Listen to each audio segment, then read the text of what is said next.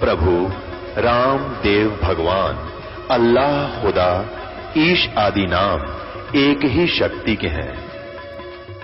वो कैसा है, कहां है, कैसे मिलता है, किसने देखा है?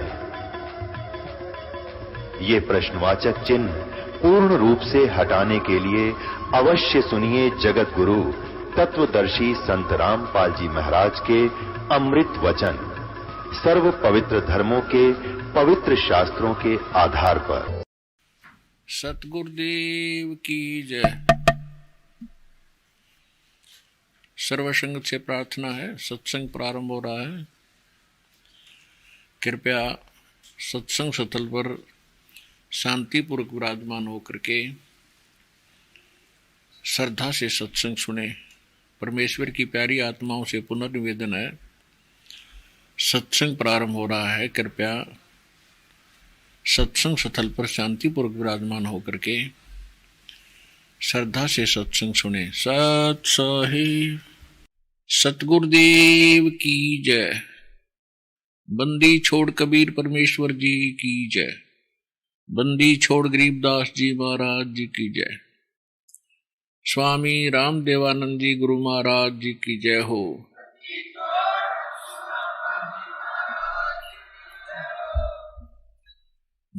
गरीब नमो नमो सतपुरुष को नमस्कार गुरु की नहीं। सुर नर मुनि जन साधुआ संतों सर्वस्ती नहीं। सतगुरु साहेब संत सब डंडो तुम प्रणाम। आगे पीछे मद हुए तिनको जा कुर्बान। नराकार निर्विषम काल जाल भयबंधनम निर्लेपम निज निर्गुणम अकल अनुवेशंदनम। सोहम सुरति समाप्तम सकल समाना नीरतल।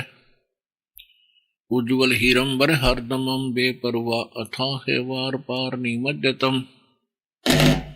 ग्रीव जो सुमर सिद्ध होई गणनायक गलता ना करो अनुग्रह सोई पारस पद परवाना। आदि गणेश मनाऊं गणनायक देवन देवा। चरण कमल लौलाऊं आदंत करूं सेवा। परम शक्ति संगीतम रिद्धि सिद्धि दाता सोई। अवगत गुण अतीतम सत्य पुरुष निर्मोही।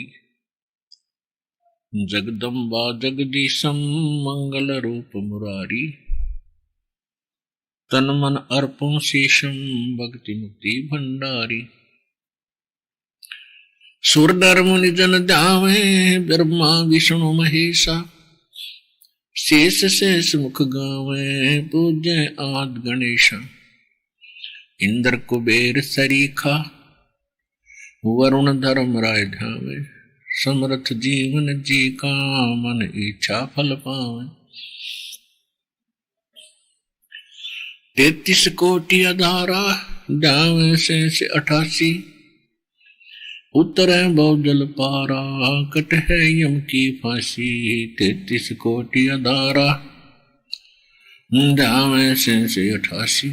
उतरे बहुजल पारा कट है यम की फांसी।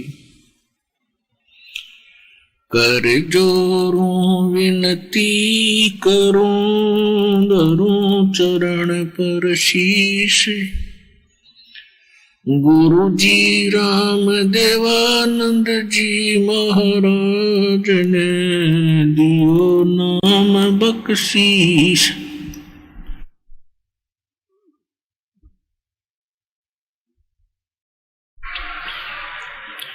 कोटि कोटि सिजदा करूं कोटि कोटि प्रणाम। चरण कमल में राखियो मैं बांधी जाम गुलाम। मुकुता हूँ गुरुदेव का रामपाल दास का नाम। गले प्रेम की जेवड़ी जाके चो जाऊं। तो करो तो बावड़ो दूर दूर करो तो जाऊं। जो राखो तो ही रहूं। जो देव सुख। परम पिता परमात्मा सारी सृष्टि के रचने वाले कबीर देव कबीर साहिब अल्लाहु अकबर की असीम रजा से आप सभी पुण्यात्माएं इस शुभ समागम में उपस्थित हुए। धन्य भाग है उन पुण्यात्माओं के जिनको परमात्मा की यथार्थ जानकारी सुनने को उपलब्ध हो रही है। वो किसी भी माध्यम से है, किसी पुस्तक के माध्यम से है, किसी टीवी चैनल के माध्यम से है, या किसी डीवीडी और मेमोरी कार्ड के माध्यम से आप तक पहुंच रहा है, या सत्संग आप सीधे सुन रहे हैं। इन सभी पुण्यात्माओं के विशेष पुण्य उदय हुए हैं, जिस कारण से आपको युगों उपरांत असंख्य जन्मों के बाद ये सच्ची कथा सुनने को प्राप्त हुई। यथार्थ भक्ति मंत्र आप तक पहुंच पाया। काल की सैकड़ों बाधाओं को तोड़कर परमात्मा ने आप तक अपना सच्चा ज्ञान पहुंचाया है। धन्य है आप और आपके माता पिता जिनसे आपका जन्म हुआ। प्रथम तो मनुष्य शरीर का मिलना बहुत ही दुर्लभ है। उसके पश्चात मनुष्य शरीर के अंदर परमात्मा की प्रेरणा होना, परमात्मा के पाने की तड़प बनना, ये और भी मुश्किल है। और तीसरे नंबर पर परमात्मा प्राप्त की तड़फ बने प्राणी को सतगुरु मिलना, यथार्थ भक्ति का मिलना, ये बहुत ही दुर्लभ है और बहुत ही पुण्यकर्मी प्राणियों को सुलभ होता है। आप उन पुण्यकर्मी प्राणियों में से हैं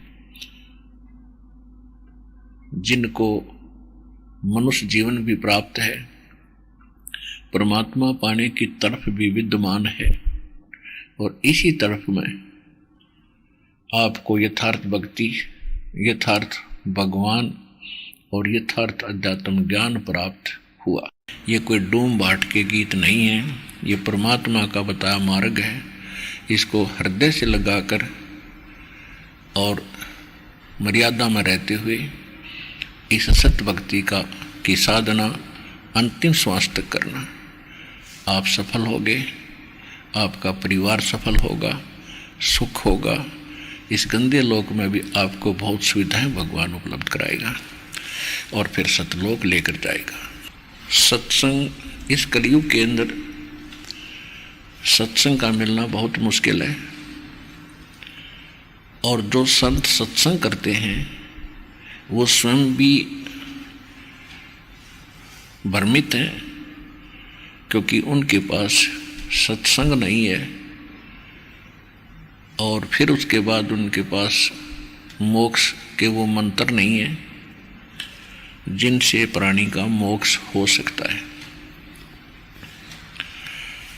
तो आज वैसे तो सभी समागम अच्छे होते हैं जहाँ सत्संग हो। सत्संग का अर्थ होता है यथार्थ अध्यात्म ज्ञान का प्रचार।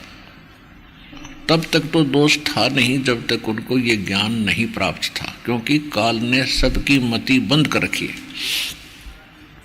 सबकी बुद्धि पर पत्थर डाल दिए। परमात्मा आए हैं, उसके बाद हम प्राणियों की ये बुद्धि खुली है ये ज्ञान सुन के। तो जब तक इन संतों को ये ज्ञान नहीं था कि तुम गलत मार्ग दर्शन कर रहे हो, तो अब तो उनको तकरीबन सबको पता चल चुका है, क्योंकि बहुत वर्ष हो गए टीवी चैनल के माध्यम से, पुस्तकों के माध्यम से।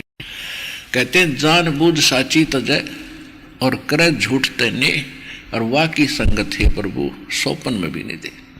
ऐसा नालायक आदमी जानबूझ के बकवाद गड़े, अनजाने में पता नहीं किन किन पर गलतियां हुई हैं, हम सभी भ्रमित थे। और ज्ञान होने के बाद जानबूझकर मिसगाइड करता है परमात्मा के बच्चों को। कहते हैं उसके साथ तो स्वप्न में भी नहीं परमात्मा में कभी मिला है ऐसे निकम्मे आदमी से। तो पुण्यात्माओं, सत्संग यदि मिल जाता है, सत्संग सभी अच्छे होते हैं और सत्संग के अंदर पुण्यात्मा ही आ सकती हैं, अन्य यहाँ नहीं पहुँच पाते क्योंकि उनके अभी संस्कार इतने अच्छे बने नहीं हैं। फिर भी आज का जो प्रोग्राम सत्संग प्रारंभ हो रहा है, समागम, ये एक विशेष दिन है इस दास के लिए। परमेश्वर की वाणी माता है कि जा दिन सतगुरु भेंटिए, 100 दिन लेखे जान, और बाकी समय व्यर्थ गया बिना गुरु के नाम। जिस दिन आपको दीक्षा प्राप्त होती है, या सच्ची दीक्षा, नकली गुरुओं से भी कोई लाभ नहीं, तो उस दिन आपका अध्यात्म जन्म होता है। बाकी का समय आपका व्यर्थ गया। जैसे पशु पक्षी ही भी अपने बच्चों की परवरिश के लिए अपने घोंसले गुफा बनाने के में ही अपना सारा जीवन व्यर्थ कर देते हैं, ऐसे ही हम और आप कर रहे थे जब तक गुरु नहीं मिले थे। तो आज ये समागम जो प्रारंभ हुआ है, ये फाल्गुन की अमावस्या, इस दिन इस दास को वो परम संत, वो हमारे दाता गुरुदेव मिले थे, उनसे ये दीक्षा प्राप्त हुई थी और उनसे आशीर्वाद प्राप्त हुआ था। उस दिन अंग्रेजी हिसाब से 17 फरवरी 1988 था और अपने देसी हिसाब से अमावस्या भी थी, फाल्गुन उत्तर के मध्य की जो अमावस्या होती है। तो ये दिन दास का अध्यात्म जन्म दिन है। जैसे आप सुनते हैं कि परमात्मा हमारे लिए भटक रहे हैं,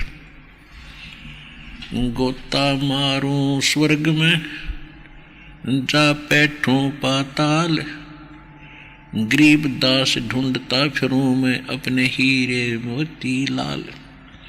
परमेश्वर कबीर देव जी ने अपनी प्यारी आत्मा गरीबदास जी को बताया। जब उन्होंने पूछा, परमात्मा आप कैसे आए इतनी दूर, हम नालायकों के लिए, हमने कितनी गलती कर रखी है, अब भी आपको नहीं पहचान रहे हैं। तब उन्होंने कहा था कि गोता मारूं स्वर्ग में और जा बैठूं पाताल, गरीबदास में ढूंढता फिरूं अपने हीरे मोती लाल। आप उस परमात्मा के हीरे मोती लाल हो, आपको वो इकट्ठे करने पर लगा हुआ है, लेकिन आप अनजान पने में परमात्मा को ना पहचान कर इस काल के जाल में फंसे रह जाते हो।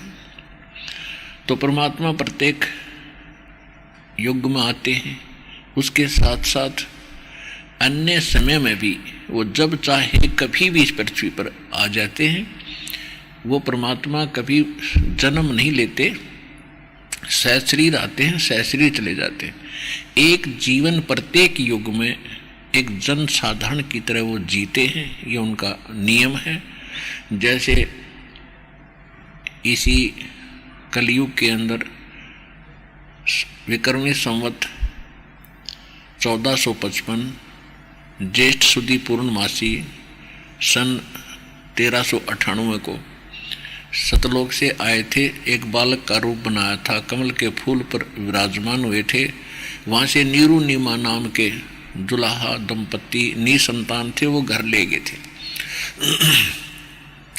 और उसके बाद वो परमात्मा धीरे धीरे बड़े हुए, अपनी लीला प्रचार अपने में बाहर छोटी मोटी झोंपड़ी डालकर एक गुरु रूप में रहा करते थे, क्योंकि यहाँ पर दो शक्तियाँ काम कर रही हैं। एक तो जो काल है, इसको शैतान भी कहते हैं, और दूसरा दयाल है, वो कबीर भगवान है, सत्य पुरुष है। हम सत्पुरुष के बच्चे हैं, सत्पुरुष की संतान हैं। चींटी से लेकर हाथी तक, रंग से लेकर राजा और देवताओं तक, और वो हमारे लिए भटक रहे हैं। हम इस झूठे सुख को सुख मानकर अपना जीवन इसी में व्यस्त किए हुए हैं। तो वो परमात्मा कहीं भी आकर के ऐसे रहा करते थे, ज्ञान सुनाते थे। तो यहाँ दो शक्तियाँ हैं। ये काल चाहता है कि इनको यथार्थ ज्ञान ना हो, भगवान की जानकारी इनको स्वप्न में भी ना हो। यदि इनको परमात्मा पाने की तड़प हो तो नकली दूत संत बिना गिनती के भेज रखे हैं, छोड़ रखे हैं। गांव-गांव में, नगर-नगर में, डगर-डगर में वो सब भ्रमित करने पर लगा रखे हैं। वो अपना भी जीवन नाश कर जाते हैं और भोले श्रद्धालुओं को भगवान से दूर करने का पाप भी वो सिर पर रख ले जाते हैं। तो इस शैतान का तो काम ये है कि भक्ति से दूर रहें, यथार्थ मार्ग पर ना चलें। और परमात्मा की ये कोशिश रही है कि इस कलयुग के पीक टाइम तक, प्राइम टाइम ये जो चल रहा है पिछली पीढ़ी का, यहाँ तक इस भक्ति की आस्था, भक्तों के अंदर भगवान की आस्था बनाए रखूं, ताकि इनमें तड़फ बनी रहे और उस कलयुग के उस समय में ये मेरे पास आवें और इनका कल्याण हो सके। तो इसी प्रकार एक नगर के पास परमात्मा ऐसे ही एक साधु संत के रूप में रह रहे थे और उनके कई परिवार उनके शिष्य हुए। तो उस परिवार की एक लड़की कहीं विवाही दूसरे गांव में उसका विवाह हुआ। तो परमात्मा संत रूप में विराजमान रहते हैं। तो उन्होंने कभी कुछ दिनों के बाद उनके घर वालों से कहा कि बेटी का विवाह कहाँ हुआ है। उन्होंने बताया कि ऐसे ऐसे उस गांव के अंदर विवाह कर रखा आपकी पुत्री का। तो परमात्मा ने यानी संत रूप में उस संत ने कहा कि मैं कभी उधर जाऊंगा तो बेटी को मिल के आऊँगा। और उनके माता पिता ने भी कहा कि भगवान जरूर दर्शन दे के आना, कहीं भूल ना पड़ जाए बेटी के। इस उद्देश्य से वो संत उस लड़की के वहाँ ससुराल चले गए। तो उस लड़की ने जाकर के अपनी सास को भी काफ़ी पढ़ाया, उसको ये ज्ञान सुनाया। कुछ दिनों के बाद उस माई ने, उसकी सास ने भी दीक्षा ले ली उसके साथ कहीं पर आकर मालिक से, उसी संत से। संत के शिष्य ज़्यादा होने से कई बार पहचान भी नहीं होती। तो जब वो संत जी वहाँ पहुँचे, कुशल मंगल पूछा, तो संत जी ने पूछा, गुरु जी ने पूछा, बेटी तेरी सास कितने दिन की है, तेरी सास कितने दिन की है। उसने कहा जी ये 6 महीने की है, मेरी सास 6 महीने की है। अच्छा, और तेरा ससुर कि उसका तो वो तो है ही नहीं, उसका जन्म नहीं हुआ अभी तक। तो 2-4 कुशल मंगल की बातें सुन के फिर उसने कहा बेटा मैं फिर आऊँगा और इनको समझाऊंगा, ये भी परमात्मा के मार्ग पर लगेंगे, तेरे ससुर को भी समझाएंगे।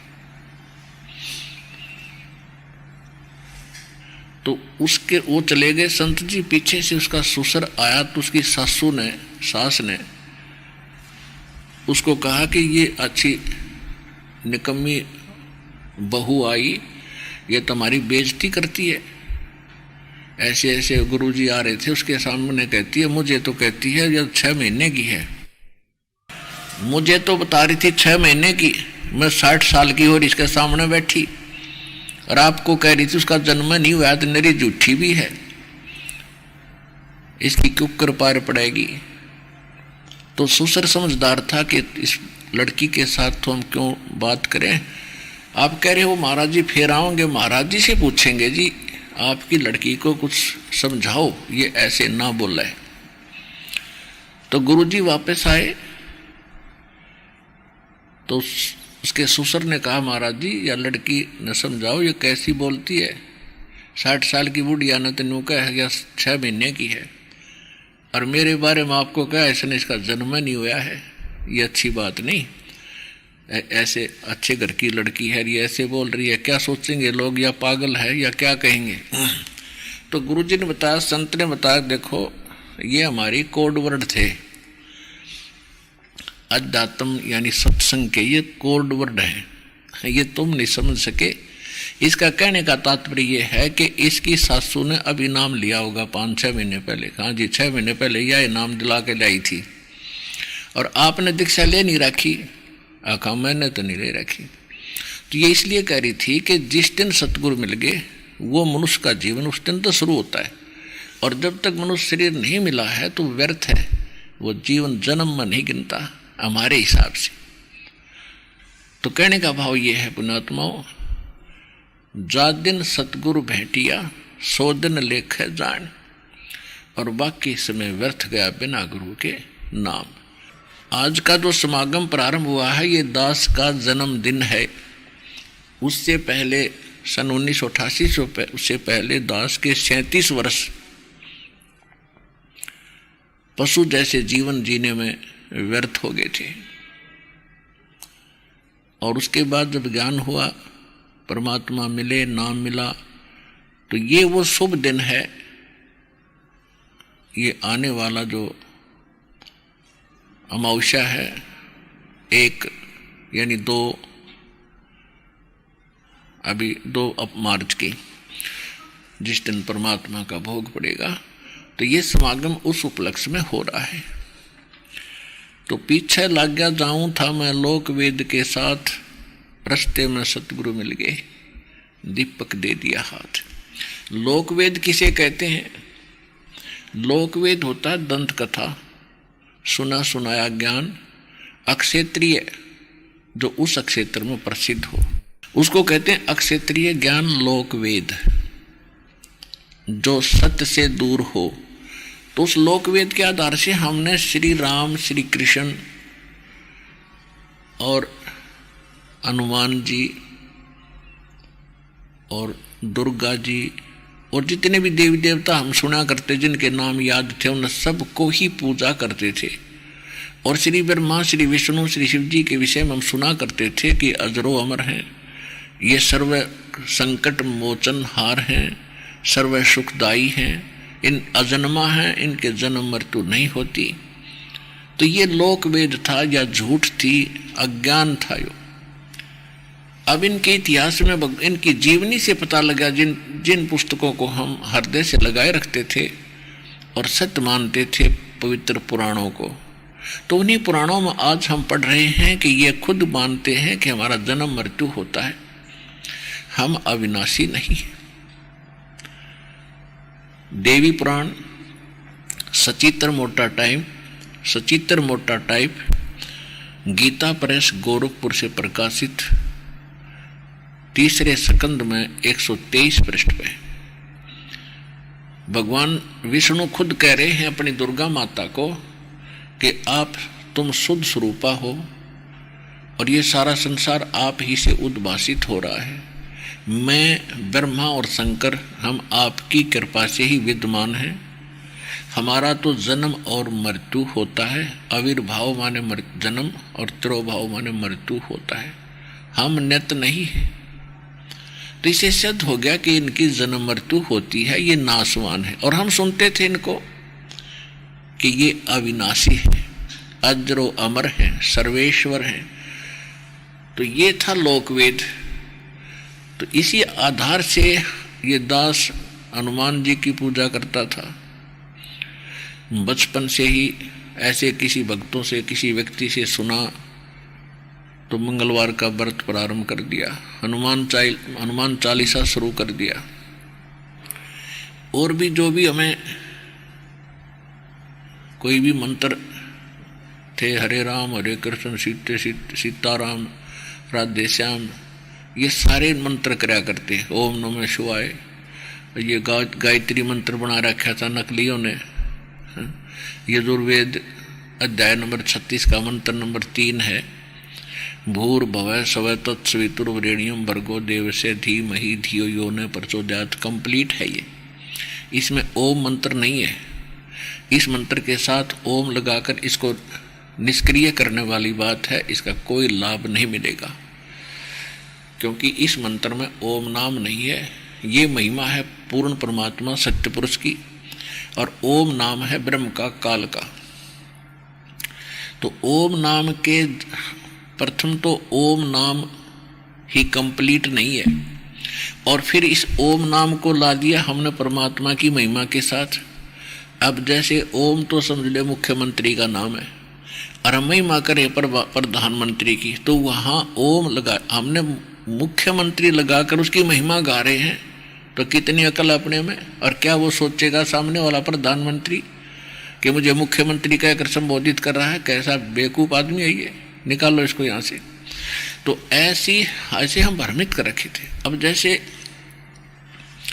ये गायत्री मंत्र जो इन नकलियों ने हमें दे रखा था, और शायद हिंदुस्तान का हिंदू शायद ही कोई बचा हो जो इस मंत्र का जाप ना करता हो, चाहे और कोई पूजा वो करता था, इसको अवश्य करता था इसका जाप, जो थोड़ी सी आस्था भगवान की रखता है। तो पुण्यात्मा अब पता चलेगा कि हम लोक वेद के आधार से जो साधना कर रहे थे वो कैसी दी गई थी हमारे नकली गुरुओं द्वारा। पुण्यात्माओं, परमात्मा ने आपको शिक्षित इसलिए किया है कि आप इस अध्यात्म ट्रेनिंग को पूरा करो और अच्छी तरह समझो इसको। इतने दिन खो दिया हमने, भगवान भगवान करते फिरे, परमात्मा की हमने चाह बचपन से ही लगी है। कोई दुख होता तो भगवान के आगे रोते हैं, और जब हमें अब मौका मिला है तो इसको चूकना नहीं, तन मन धन से इसको सफल करने की चेष्टा करो। परमात्मा आपकी मदद करेगा, हरदम साथ रहेगा। जब मर्यादा में रहोगे आपके घर में भी सुख होगा, आपका परिवार भी सुखी होगा, आपको मोक्ष भी गारंटीड मिलेगा, गारंटीड। लिख लेना किताब। तो इसको समझना पड़ेगा अपने। पहले निरे गीत गान तो बात नहीं बने, भजले रे भगवान तेरे काम आओगा, भजले रे भगवान तेरे काम आओगा, ये तो अच्छी बात है, लेकिन वो भगवान कौन है, उसका भजन कैसे होता है, वो नाम कौन सा है, जब तक आप इससे संतुष्ट नहीं होगे तो आप भक्ति कर ही नहीं सकते। तो सबसे पहले आपको ज्ञान सुनना पड़ेगा। गीता अध्याय नंबर 4 के श्लोक नंबर 33 में यही कहा है कि इस द्रव्य में यज्ञ से ज्ञान यज्ञ श्रेष्ठ है। अर्जुन, द्रव्य में यज्ञ होती है, जैसे कई भंडारे कर दिए, कोई सत्संग करा दिया, कि धर्म यज्ञ कर दी, काम्बल बांट दिए, पशुओं को पक्षियों को चारा आहार डाल दिया, कि धर्मशाला प्याऊ बनवा दी, ये तो है द्रव्य यज्ञ। हवन कर दिया, जो द्रव्य से यानी पैसे से होने वाले धार्मिक अनुष्ठान, उसको द्रव्य यज्ञ कहते हैं। उसमें कहा कि ज्ञान यज्ञ श्रेष्ठ है। ज्ञान यज्ञ का अर्थ है पहले ज्ञान सुने, और ज्ञान सुनकर फिर जो गुरु बताओ, संत बताओ, उस ज्ञान के आधार से फिर तुम धार्मिक अनुष्ठान कर, तब सफलता मिलेगी। ऐसे आंख मीच के अंधाधुंध मनमाना आचरण करने से कोई लाभ नहीं होगा।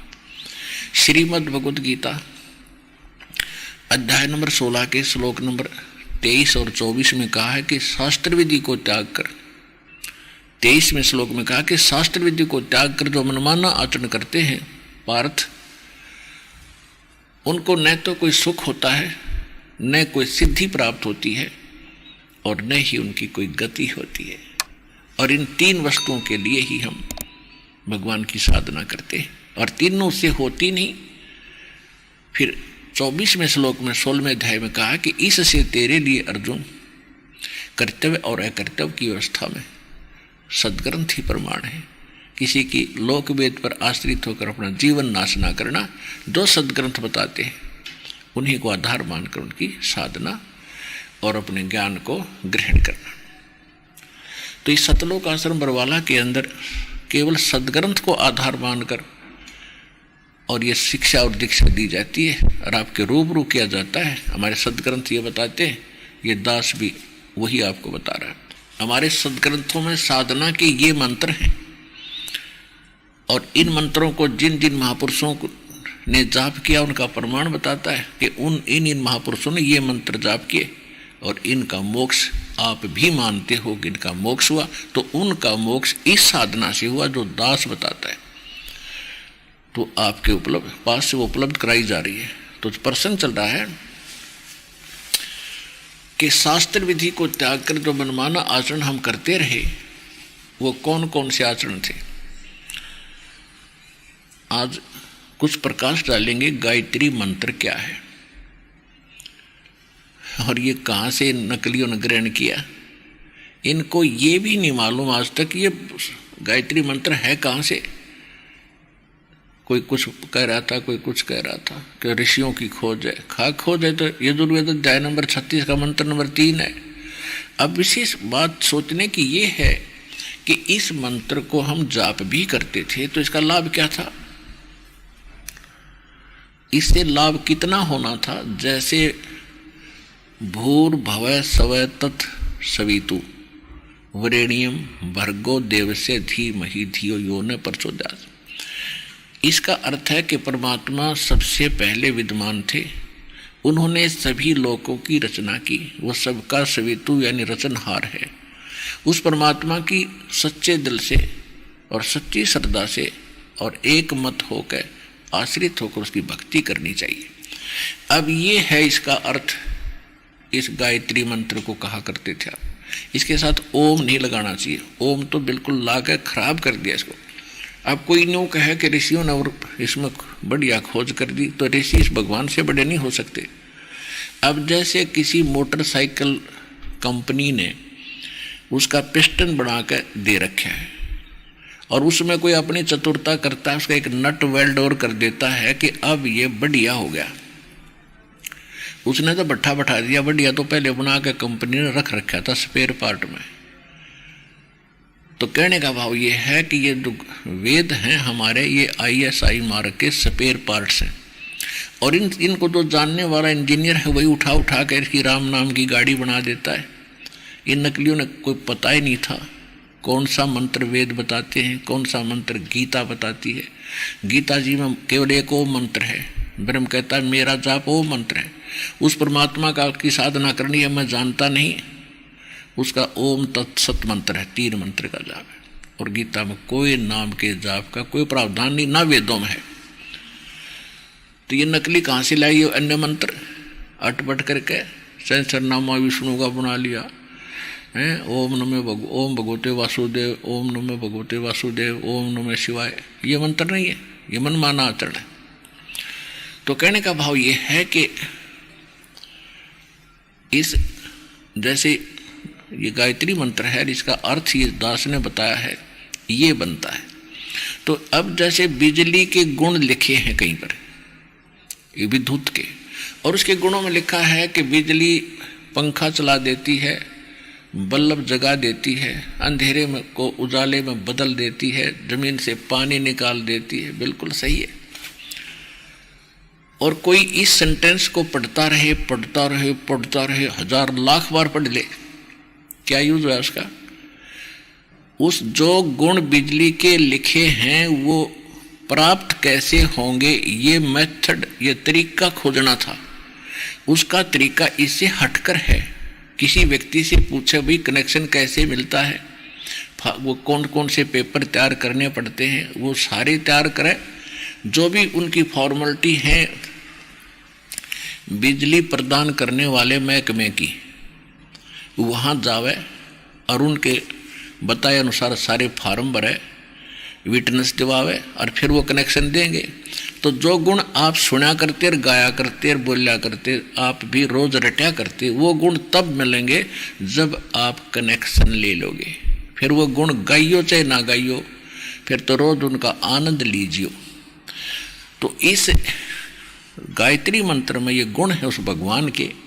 परमात्मा सर्वप्रथम विद्यमान थे, उन्होंने सारी सृष्टि रची है, वही सबके हितैषी है, वरेण्यम है, और सबके वो दाता है।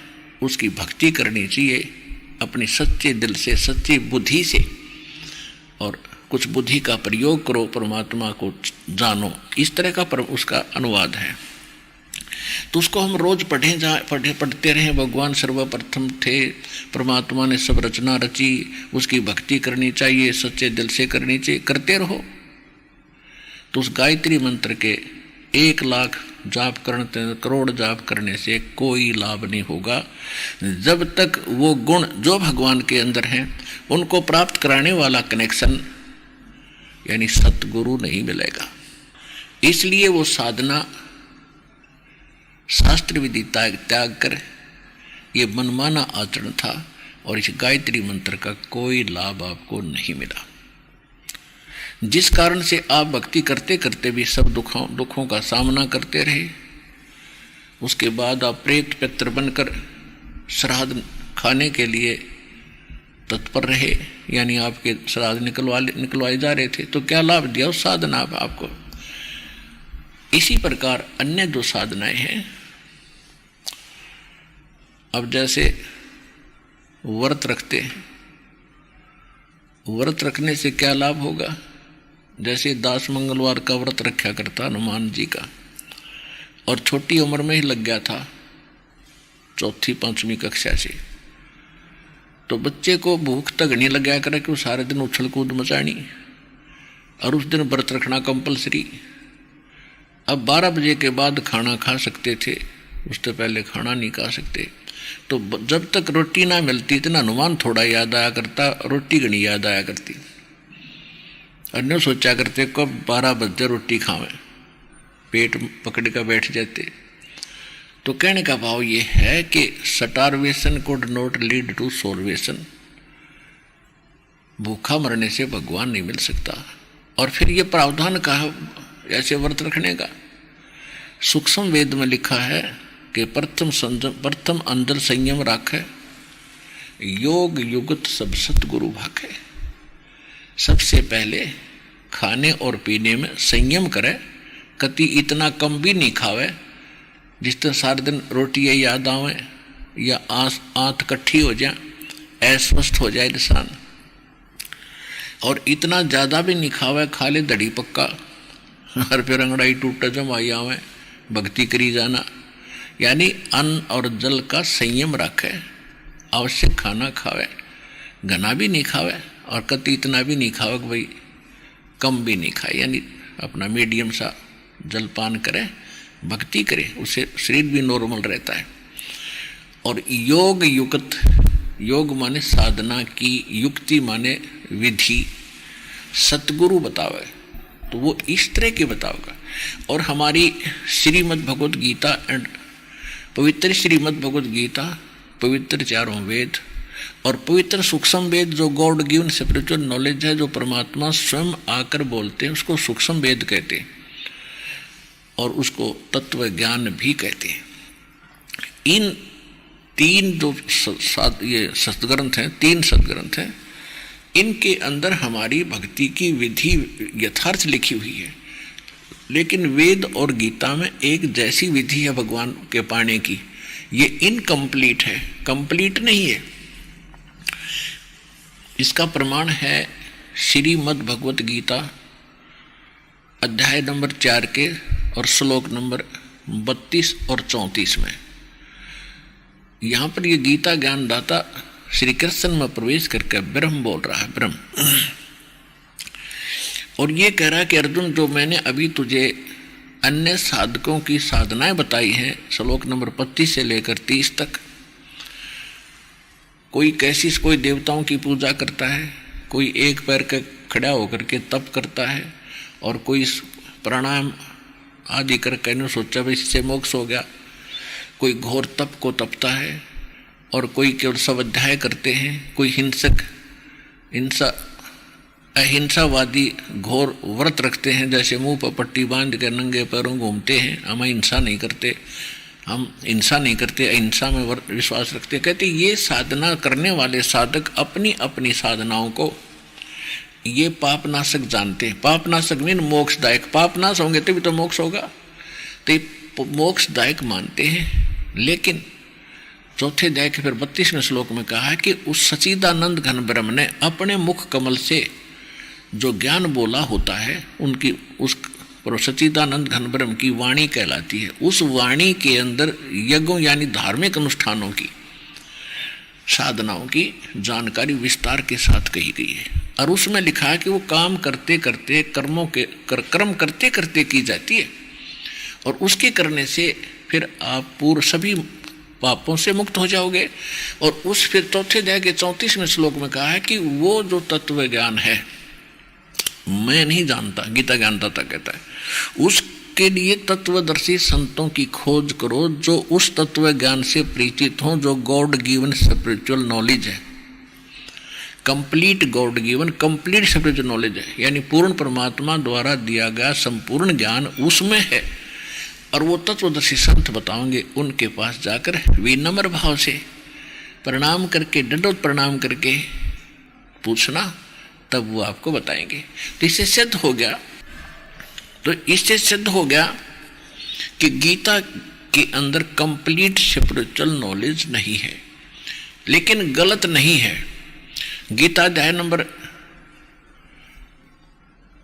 7 के श्लोक नंबर 29 में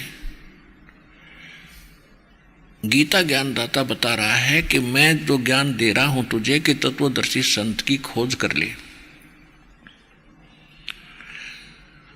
और जिन्होंने मेरी इस बात को आश्रय कर लिया, मेरे ज्ञान का आश्रय कर लिया, जो मेरे इस ज्ञान के आश्रित होकर और तत्वदर्शी संत से संपर्क साध लेते हैं, वो व्यक्ति जो केवल जरा और मरण से छूटने का ही प्रयत्न कर रहे हैं।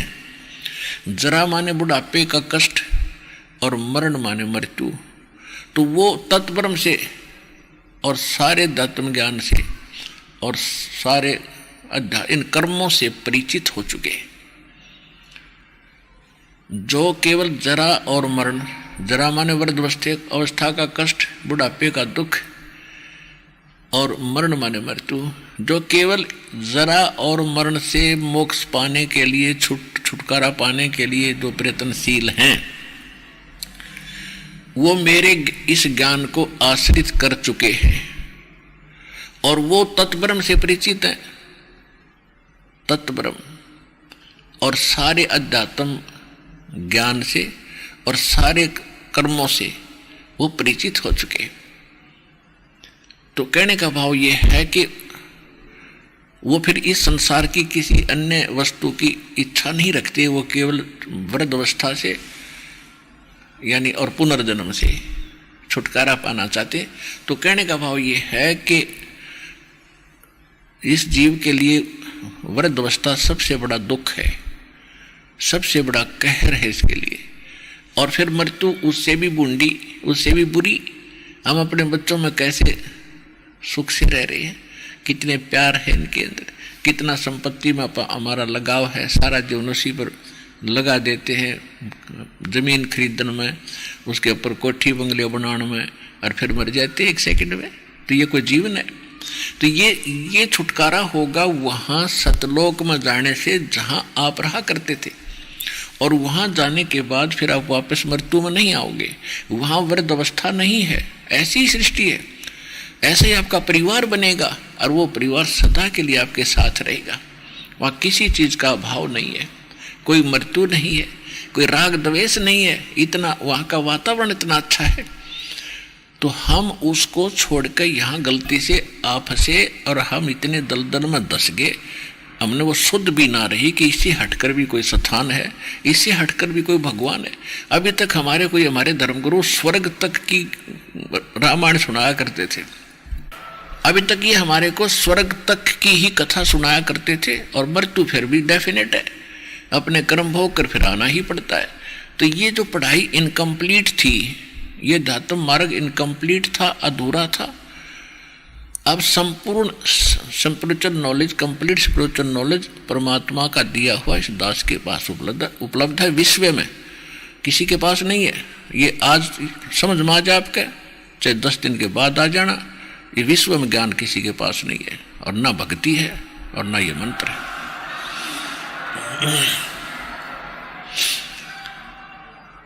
तो कहने का तात्पर्य ये है कि ये कह रहा है कि वो जो इस बात से परिचित हो चुके हैं और उन्हें तत्वदर्शी संतों से मिलन उनका हो चुका है, वो ही व्यक्ति, वही साधक केवल उस स्थान को पाने की चेष्टा करते हैं जहां जरा और मरण नहीं है, जहां वृद्ध अवस्था और मृत्यु नहीं है।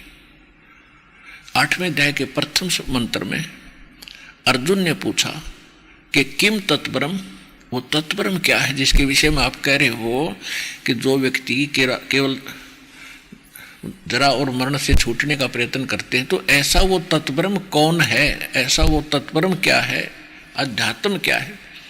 तो 8वें अध्याय के 3रे श्लोक में गीता जी में गीता ज्ञानदाता कहता है कि वो परम अक्षर ब्रह्म है, यानी गीता ज्ञानदाता से अन्य है।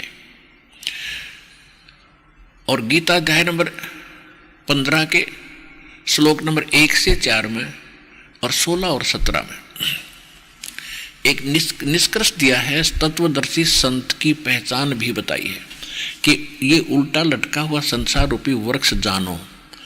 जैसे जड़ वृक्ष तो वैसे नीचे से ऊपर होता है, जमीन में जड़ होती है, ऊपर तना होता है, डार होती है, शाखा होती है, पत्ते होते हैं।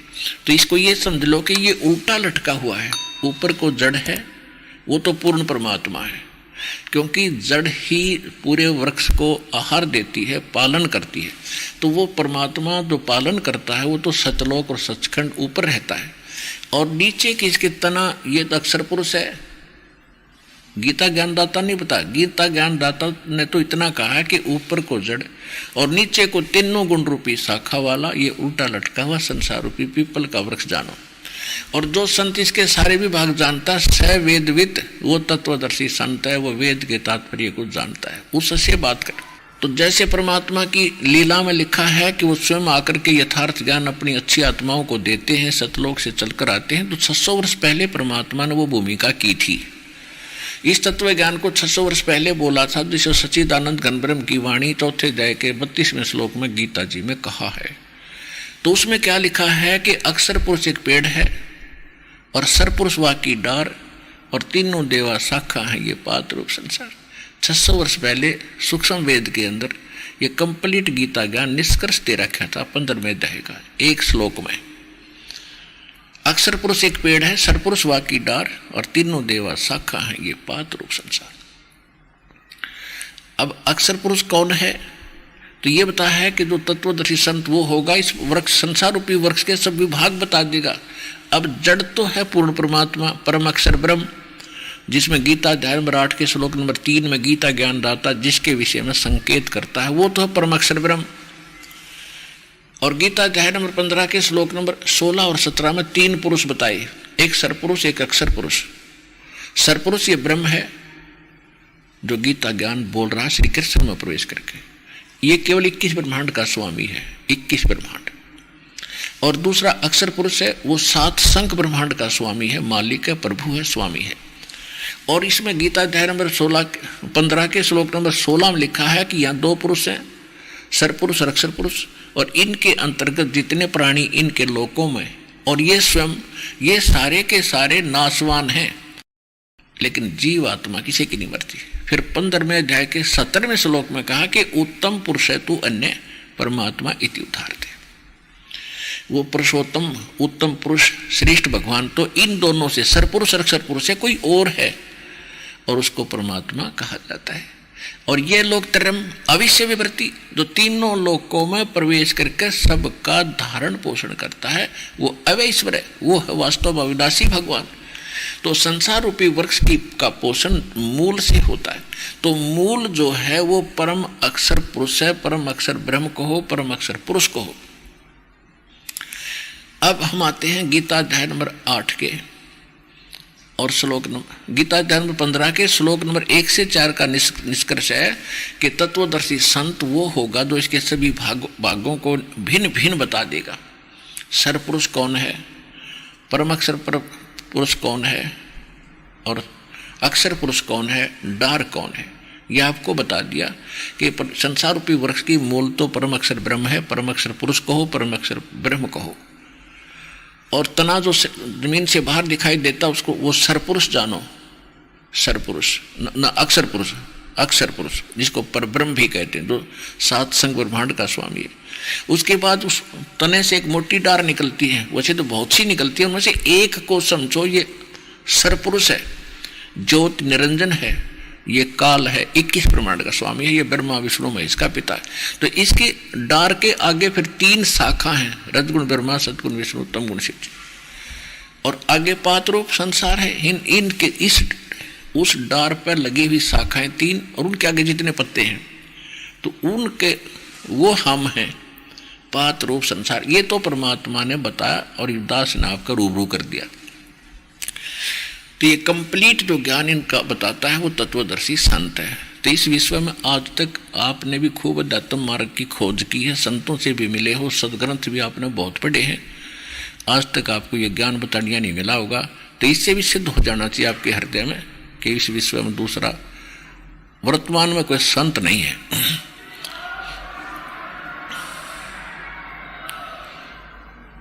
जो तत्वदर्शी संत हो। अब प्रश्न आता है गीता अध्याय नंबर 8 के श्लोक नंबर 3 में वो परम अक्षर ब्रह्म बताया है कि जिसको जानने के बाद प्राणी जो संतों के पास पहुंचेगा, तत्वदर्शी संतों के पास जाएगा, वो उसको यथार्थ ज्ञान देंगे, उसके बाद वो केवल भक्ति करेगा मोक्ष के लिए ही। वृद्धावस्था उसने दिखेगी, खड़ी दिखाई देगी, पैर टूटेगा, बुढ़ापे में सारा कुछ का संकट जीव पर आ जाता है। और चलो अब तो थोड़ा बहुत मालिक के नाम से हल्का भी होगा, भक्ति करेंगे तो, और फिर सदा का झंझट छूटे, मौत मिटेगी, वृद्धावस्था नहीं होगी। तो इससे बड़ा सुख जीवन में जीव को होगा क्या? और मनुष्य जीवन सदा रहेगा। तो वो स्थान और उस वस्तु को पाने के लिए एकमात्र स्थान सतलोक आसन बरवाला जिला हिसार हरियाणा में है, और इस दास के पास उपलब्ध है, विश्व में नहीं है। अब बार बार इसलिए कहना पड़ता, जैसे बच्चा, आप पहली क्लास के बच्चे हो, अपने ज्ञान सुना नहीं था, और लोक वेद सुनकर आप पत्थर हुए पड़े हो, प्रथम बार समझ में नहीं आता है, रामपाल कह रहा है, अटपट कर रहा है, ब्रह्मा विष्णु में इसको नाशवान दिखा बता रहा है, और जब प्रमाण दिखाता है दास दांता तो उंगली दबाते रह जाते हो आप। और तेरा गजब हुई हो, ज्ञान तो ये था, उन्हें फोड़ दिए भाग हमारे नालाका, आज तक सारे उल्टी पढ़ाई पढ़ा दी। तो आज आप जैसे बच्चे को 1 वर्ष तक पहली कक्षा में यही पढ़ाया जाता है, आ का आम, ई की इमली, फिर बोलो, जब जाके 1 वर्ष के बाद उसकी बुद्धि कैच करने लगा है आ का आम हिसाब से, फिर वो दूसरी कक्षा में अक्षर जोड़ने लगे। तो इसलिए बार बार आपको बताया जा रहा है, और इस बात से बुद्धिमान हो, आप भी परिचित हो कि सत्य यही है। क्योंकि यहाँ आने वाला व्यक्ति ऐसे वैसे नहीं आता, दूध और पानी छान कर और पूरा ज्ञान समझकर सब प्रमाण मिलाकर तब यहाँ पहुँचता है। नहीं तो हम भ्रमित कर ही रखे हैं, पर प्रथम बार तो सुनने को दिल नहीं करता इस सच्चे ज्ञान को। ऐसा हो जाता जैसे कुनीन खा लियो, फिर रोग कटेगा, कुनीन न खानते, या खानी पड़ेगी आपने, राज्य होकर खा लो चाहे दुखी होकर खा लो, इसको एक बार खाना शुरू कर दो, फिर कितनी मीठी होगी देखना।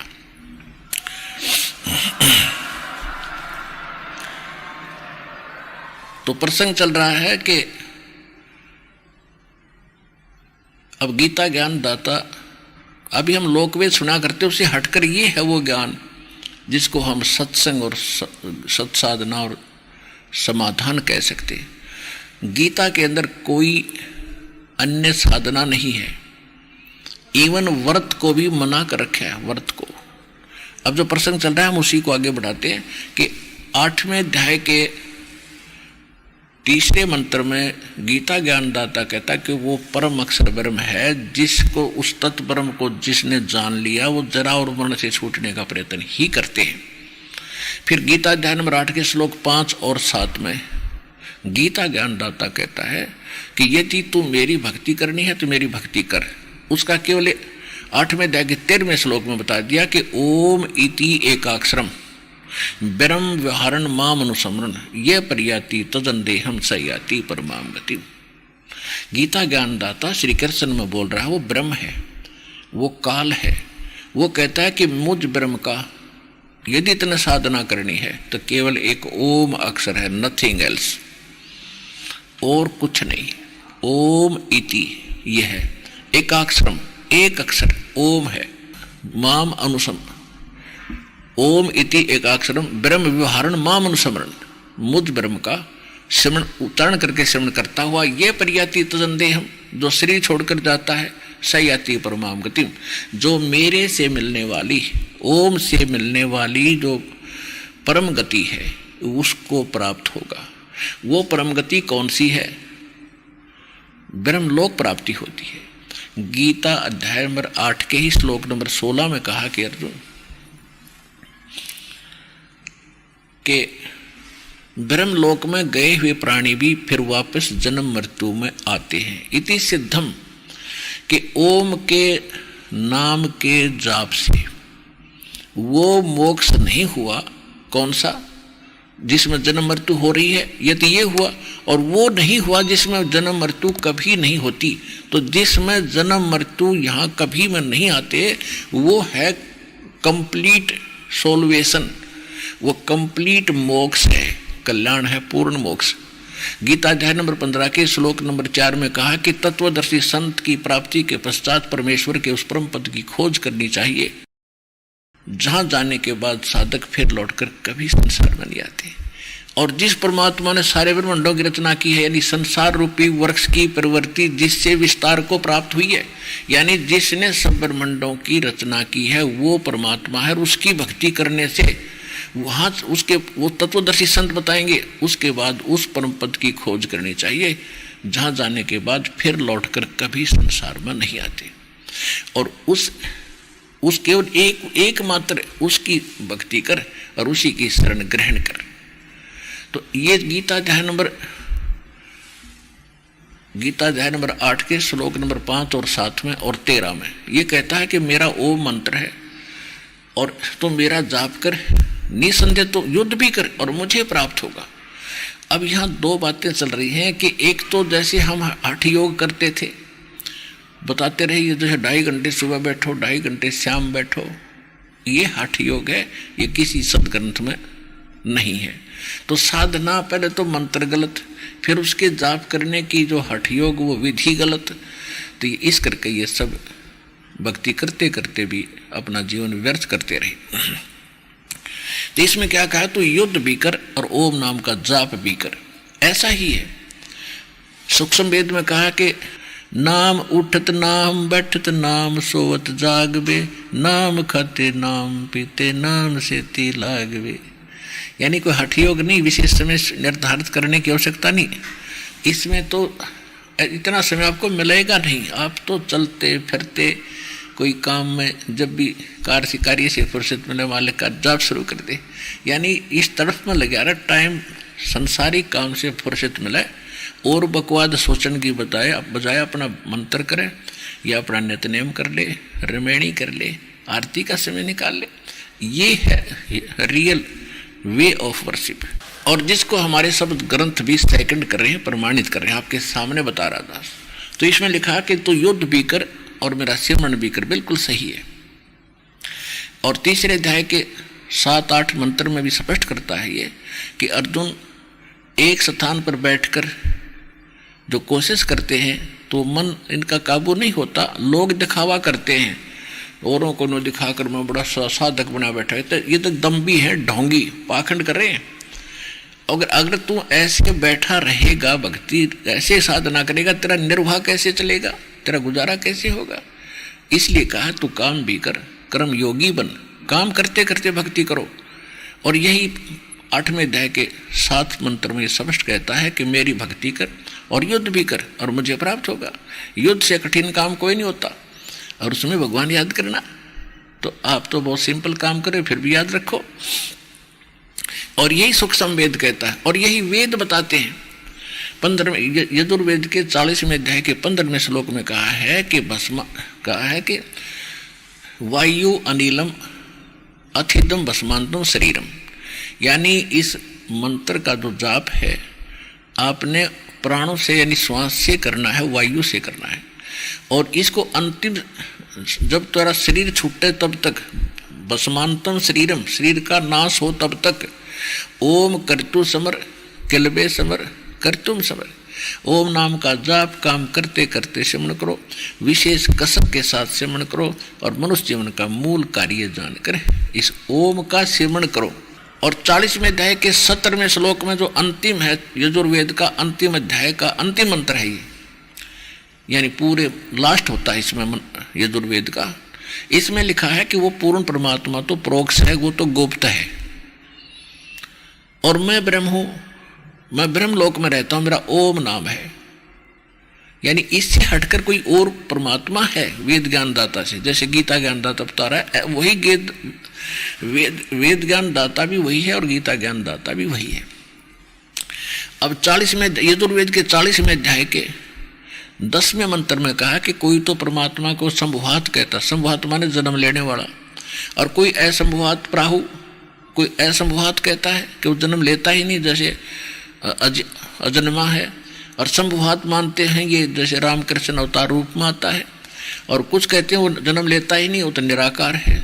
तो वो कैसा है वो परमात्मा, साकार है या निराकार है, संभुवात है या असंभुवात है, उसकी जानकारी तत्वदर्शी संत धीराणाम लिखा उसमें मूल पाठ में, धीराणाम। वो तत्वदर्शी संत उसका अर्थ होता है कि वो तत्वदर्शी संत जो बताते वो सुनो।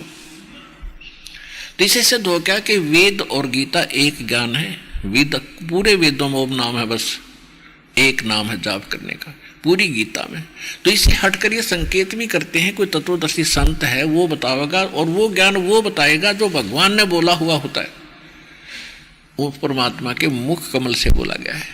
तो वो तत्व ज्ञान इस दास के पास उपलब्ध है जो भगवान का बोला हुआ है।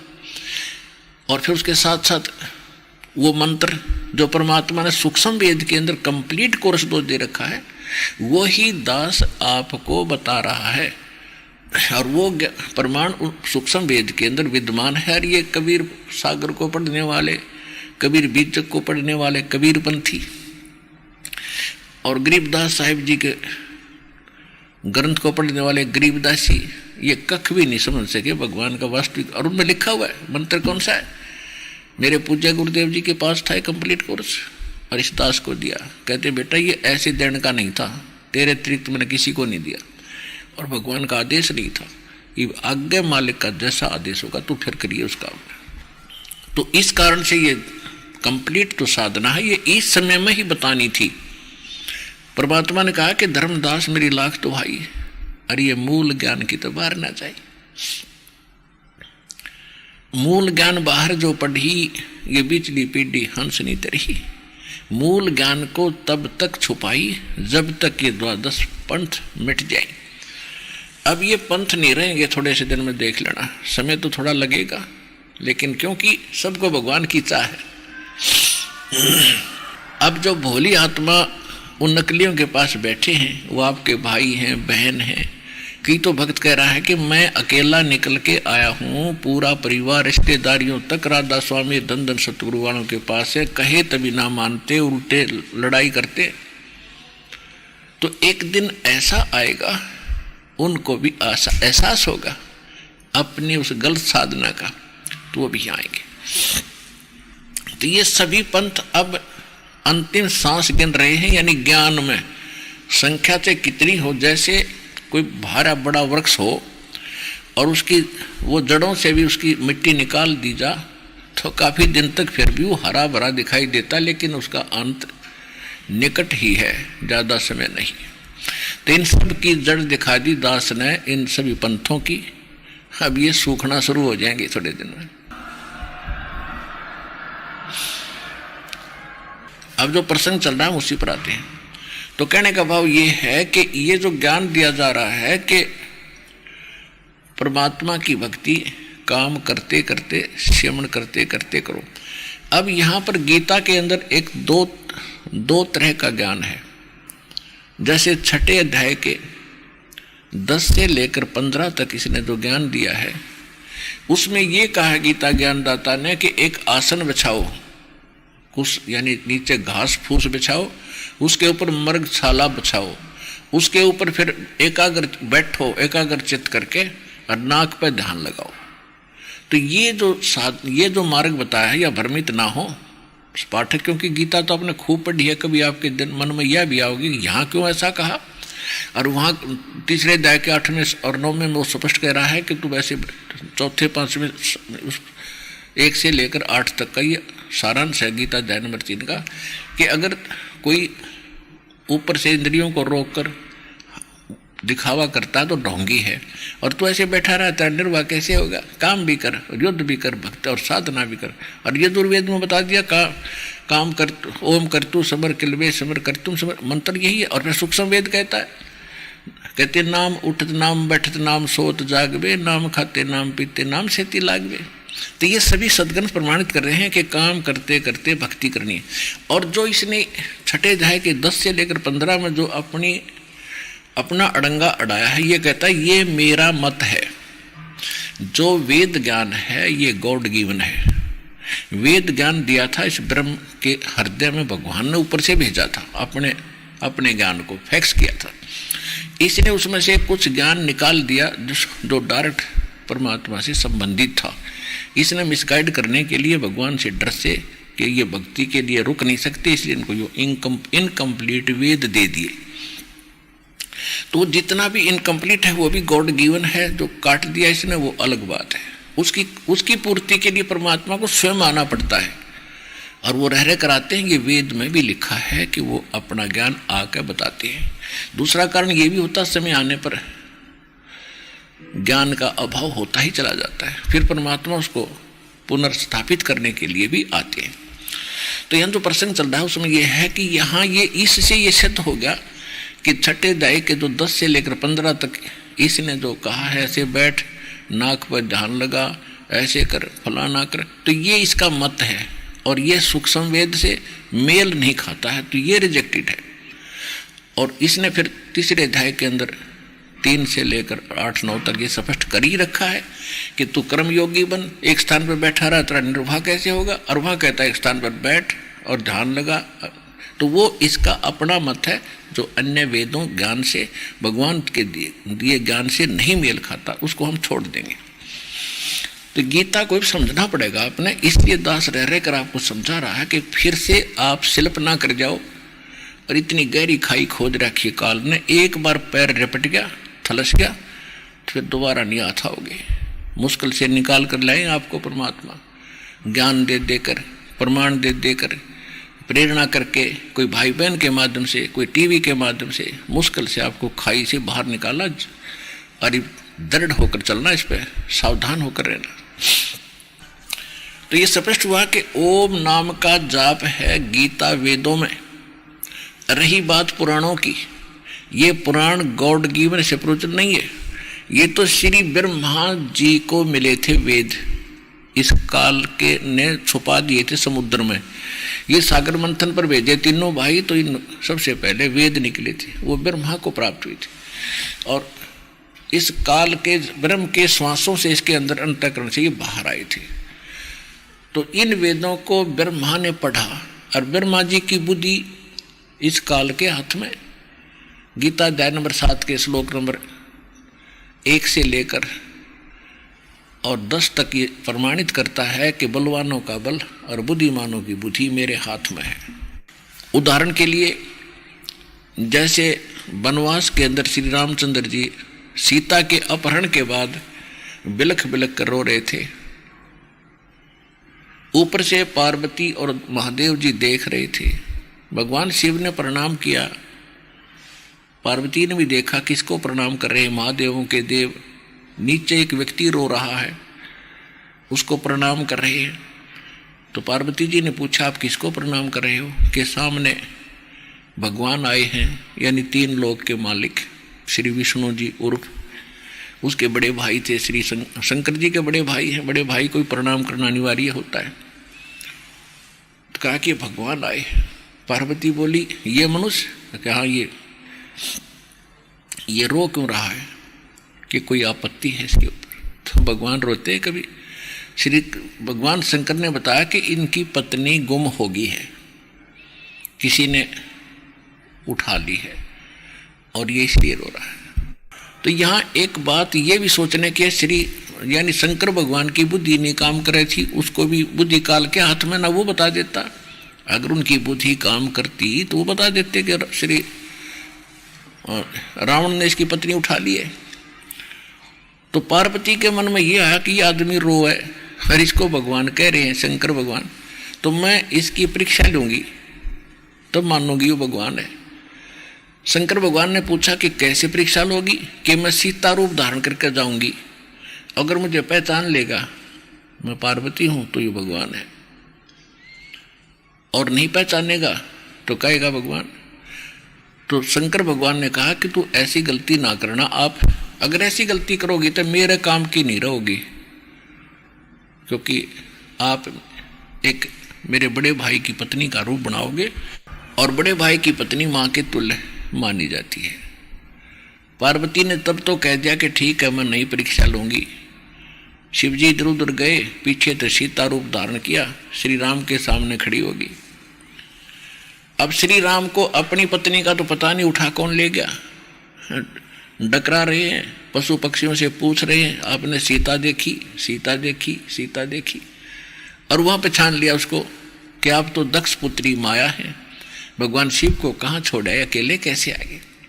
तो बड़ी शर्मिंदा हुई और उसके चरण छुए कि सचमुच आप भगवान हो, भगवान शिव आपको ठीक ही कह रहे थे।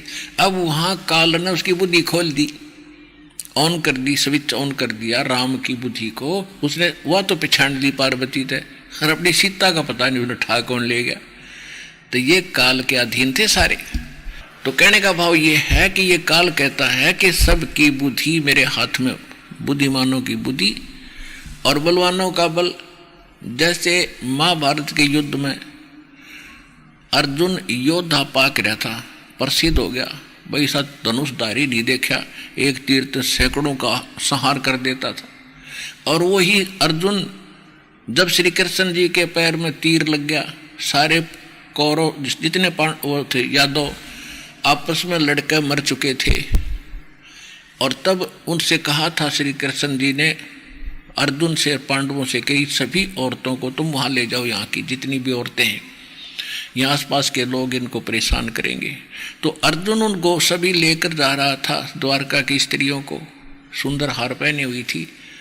तो रास्ते में भीलों ने, जंगली लोगों ने घेर लिया, सब औरतों के गहने लूट लिए, कुछ औरतों को घसीट ले गए। और वही अर्जुन योद्धा पाक रहा था और खड़ा खड़ा काप, वो गांडीव धनुष उस तो उठा को नहीं, हाथ क्यों करे खड़ा खड़ा। और जब सारा सांग हो लिया वो जा लिए, तब अर्जुन रो रहा है कि श्री कृष्ण ने हमारे साथ धोखा कराया, इस ये बड़ा छलिया है। जब इसने युद्ध करवाना था तब तो मुझे पावर दे दी, एक मारू था 20 मरे थे, और आज ये मुझे पीठ छेद कर चले गए, मेरा हाथ भी ना उठे। तो परमात्मा कहते तुमने जड़ का पता नहीं है, तुम एक दूसरे को लहना देते हो। ना श्री कृष्ण छलिया था, छलिया है ये काल, ये श्री कृष्ण में और तुम में। जब चाहे बुद्धि दे देता है, जब चाहे पावर दे देता है, और फिर थारी गैस काट देता है। खाओ धक्के, कर्म अपने भोगो। तो इस प्रकार हमने इस काल के जाल को समझना है।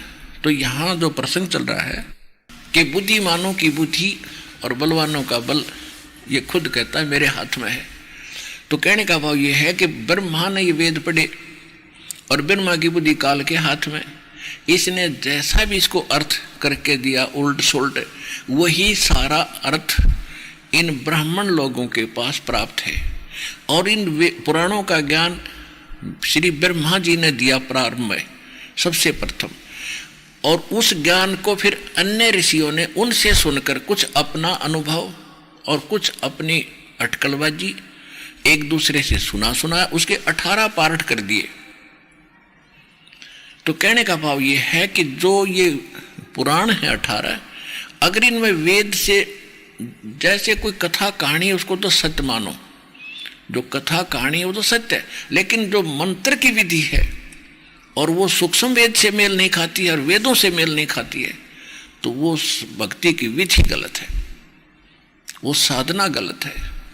और जैसे आप कोई सृष्टि रचना से तो कंप्लीट ज्ञान हो ही जाता है धातु मार्ग का, इसके पढ़ने के बाद जब आपके सृष्टि रचना पूरी कंठस्थ हो जाएगी और आप इसको समझ जाओगे, उसके बाद सब सदग्रंथों को आप बहुत आसानी से समझ सकते हो। और दास जहां बोलेगा आपकी बुद्धि साथ साथ चलेगी, हाँ यहाँ सही कह रहे हैं, ये ऐसा ही था। तो कहने का भाव यह है कि जो सूक्ष्म वेद में जो कथाएं हैं सृष्टि रचना की, और उससे मिलती जुलती ब्रह्मा जी ने भी सुनाई है, लेकिन ब्रह्मा जी भ्रमित रहा है, क्योंकि परमेश्वर ने स्वयं आकर ब्रह्मा जी को, विष्णु जी को, शिव जी को, इन तीनों को सबसे पहले ज्ञान सुनाना चाहा था। और इन्होंने प्रथम बार तो ध्यान से सुना, फिर काल प्रेरणा से इन्होंने एक एक मंत्र तो ले लिया था प्रथम। फिर परमात्मा ने इसलिए इसको 3 तिथि में नाम देना परमात्मा ने उचित जाना कि प्रथम मंत्र दीजिए ये जितने दिन जाप कर लेंगे श्रद्धा से, इनके कर्म घड़े बन जाएंगे बढ़िया पुण्य। और काल प्रेरणा से या किसी भ्रमित के भ्रमित करने से भ्रमित हो भी गए तो जाओ भाई, बस की बात नहीं। वो जितने दिन भी प्रथम मंत्र का जाप कर लेगा, महीने 2 महीने साल 2 वर्ष 6 या फिर 17 भी मिल जाता साथ के साथ। अगर 10-20 दिन महीना 2 महीने भी जाप कर लिया प्रथम मंत्र का, फिर भी भ्रमित हो गया, फिर भी उस पुण्यात्मा को इतना बेनिफिट होगा कि मनुष्य जीवन मिलते रहेंगे। इतने दयालु हैं ये परमात्मा। और मनुष्य जीवन मिलेंगे तो कभी भक्ति उसकी तरफ भी रहेगी, और कभी ना कभी दाता चाहता है कि मैं फिर संभाल लूंगा आके। तो इस काल ने ऐसा जुल्म कर दिया कि वो मंत्र तक कबीर पंथ में ना छोड़े, अटपट शुरू करवा दी। औरों के पास तो मिलने कहाँ थे वो मंत्र। प्रथम मंत्र जो आपको देते हैं उनमें से बीच के 5 नाम देने शुरू किए थे दाता। और इन मंत्रों के जाप करने से मनुष्य का यहाँ संसारिक सुख भी मिलते हैं और मनुष्य जीवन भी मिल जाते हैं। लेकिन मोक्ष नहीं, मोक्ष तो कंप्लीट कोर्स ही होगा, जो कंप्लीट मार्ग अब आपको मिला है। तो प्रसंग ये चल रहा है। अब जैसे गीता अध्याय नंबर 8 के श्लोक नंबर 3 में एक ओम मंत्र है, और गीता अध्याय नंबर, अब जैसे जो प्रसंग चल रहा था कि गीता ज्ञान दाता कहता है कि 8वें अध्याय के 5 और 7 में कि तू मेरी भक्ति कर और युद्ध भी कर, तू मुझे प्राप्त होगा। 8वें अध्याय के 13वें श्लोक में उसने अपना मंत्र बता भी दिया कि मेरा एक ओम मंत्र है, नथिंग एल्स। ओम मंत्र से क्या होगा? ब्रह्म प्राप्ति। ब्रह्म कहाँ जाता है? ब्रह्म का साधक जाता है ब्रह्म लोक में। 8वें अध्याय के 16वें श्लोक में गीता जी में कहा है कि ब्रह्म लोक में गए हुए प्राणी भी वो फिर जन्म मृत्यु में आते हैं। ओम नाम का जाप ब्रह्म का है, गीता ज्ञान दाता का है। इसके जाप करने से वो मोक्ष नहीं हुआ जो गीता अध्याय नंबर 15 के श्लोक नंबर 4 में कहा कि तत्वदर्शी संत की प्राप्ति के उपरांत परमेश्वर के उस परम पद की खोज करनी चाहिए, जहां जाने के बाद साधक फिर लौटकर कभी पुनरावृत्ति में नहीं आते, उनका फिर जन्म मृत्यु नहीं होता। वो कंप्लीट मंत्र है। और गीता अध्याय नंबर 2 के श्लोक नंबर 12 में, गीता अध्याय नंबर 4 के श्लोक नंबर 5 और 9 में, गीता अध्याय नंबर 10 के श्लोक नंबर 2 में ये गीता ज्ञान दाता कहता है कि अर्जुन तेरे और मेरे बहुत जन्म हो चुके हैं, तू नहीं जानता, मैं जानता। और आप और हम पहले भी जन्मे थे, आगे भी जन्मेंगे। मेरी उत्पत्ति को 10वें अध्याय के 2 श्लोक में कहा है गीता में कि मेरी उत्पत्ति को, मेरे जन्म को, मेरे प्रभाव को, जन्म को, प्रभाव को ना तो देवता जानते ना ऋषि, क्योंकि ये ब्रह्मा विष्णु महेश इसके पुत्र हैं। ये पुत्र पिता की डेट ऑफ बर्थ कैसे जानेंगे, उत्पत्ति कैसे जान सकते हैं? अरे ये गुप्त रहता है। तो दादाजी बता सके अपने पुत्र की, अपने पुत्र और पुत्री और पोतरों की सबकी डेट ऑफ बर्थ। तो जो सबका जनक है वो कबीर परमेश्वर है, परम अक्षर ब्रह्म है, सत्य पुरुष है। उसने आकर के इसकी उत्पत्ति बताई है। तो इससे सिद्ध है कि गीता ज्ञान दाता जन्म मृत्यु में है, और जब स्वयं जन्म मृत्यु में है तो इसके उपासक भी अविनाशी नहीं हुए, वो विनाशवान रहे। और ब्रह्मलोक में गए हुए, इसका अंतिम स्थान ब्रह्मलोक है, और ब्रह्मलोक में गए हुए प्राणी भी पुनरावृत्ति में। तो गीता अध्याय नंबर 15 के श्लोक नंबर 4 में वर्णित साधना यानी वो गति, वो मोक्ष गीता ज्ञान दाता के इस ओम मंत्र से नहीं हो सकता। इसकी साधना से नहीं हो सकता। इसके बाद जो अन्य हरे राम हरे कृष्ण, ये तो वेद मंत्र, ये तो किसी शास्त्र में प्रमाण नहीं है, ये तो शास्त्र विदिता का मनमाना आचरण है। ये शास्त्र अनुकूल साधना है, प्रारंभ की प्राथमिक समझ लो। अब जैसे तो इसे जन्म मृत्यु बना ही रहेगा, कभी नहीं अंत हो सकता। जैसे आप जी को बहुत बार दिखाया है, महावीर जैन, जो जैन धर्म के जो 24 में तीर्थंकर माने जाते हैं, वो ऋषभ देव के पोते थे। ऋषभ देव जी जैन धर्म के प्रवर्तक माने जाते हैं। और मारीची नाम था इस महावीर जैन का उस समय जब ये ऋषभदेव जी के पोते थे और भरत के पुत्र थे। भरत ऋषभदेव जी का पुत्र था, अयोध्या का राजा था। तो मारीची को ऋषभदेव जी ने सबसे पहले, ऋषभदेव जी ने अपना राज अपने बच्चों को दे दिया और प्रेरणा पाकर के, क्योंकि ऋषभदेव जी को परमात्मा मिले थे, उनको प्रेरणा की थी कि भक्ति करो बच्चा, क्योंकि सभी आत्मा भगवान की है। वो प्रेरणा पा करके परमात्मा के ज्ञान को स्वीकार किया नहीं, अन्य गुरुओं के पास गया, पंडितों के पास। उन्होंने जो साधना बताई उनके पास यही है, ओम नाम का जाप और हठ योग, जो ब्रह्मा को प्राप्त हुआ था काल से। जब ये कमल के फूल पर बैठा था ब्रह्मा जी, देवी पुराण के 30वें स्कंद में आप पढ़ोगे प्रारंभ से प्रथम अध्याय में, तो 3रे स्कंद के प्रथम अध्याय, तो वहां से सब बताता है कि मैं कमल के फूल पर बैठा था, मुझे नहीं मालूम बेटा नारद में कहां से उत्पन्न हो गया। फिर मुझे आकाशवाणी हुई कि तप करो, मैंने 1000 वर्ष तक तप किया। तो ये तप कहां से? काल की आकाशवाणी थी, इसने मान ली पूर्ण परमात्मा का आकाशवाणी, या थी ब्रह्म की, काल की। ये तप करवाता है, बैटरी चार्ज कर लेता है, इनमें सिद्धियां पैदा कर देता है, फिर अपने रिमोट से इनसे सारे काम लेता है। ये ऐसा जालिम है। तो इन्होंने, ब्राह्मणों ने, ऋषियों ने ब्रह्मा जी से तो ले लिया तप, आकाशवाणी हुई थी ब्रह्मा जी को, भगवान की थी काल की, और वेद में ओ मंत्र है, ये गॉड गिवन है, ओ मंत्र ले लिया, हठ योग ले लिया, वो ब्रह्मा जी को आकाशवाणी हुई थी वो। तो वृषभ जी ने 1000 वर्ष तक ओम नाम का जाप किया और वो तपस्या की 1000 वर्ष तक निराहार रह गए।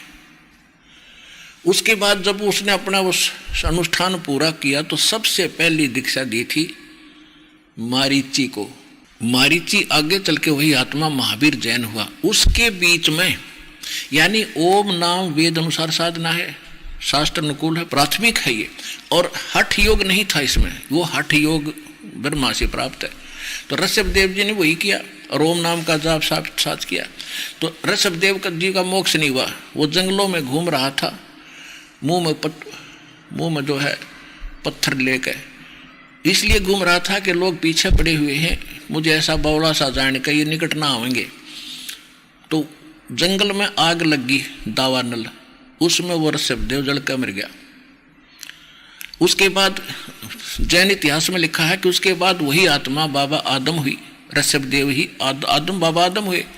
और उस बाबा आदम से फिर पूरा ये ईसाई धर्म और मुसलमान धर्म ये कितना फैल गया। तो बाबा आदम जन्मे तो मोक्ष ऋषभदेव का भी नहीं हुआ।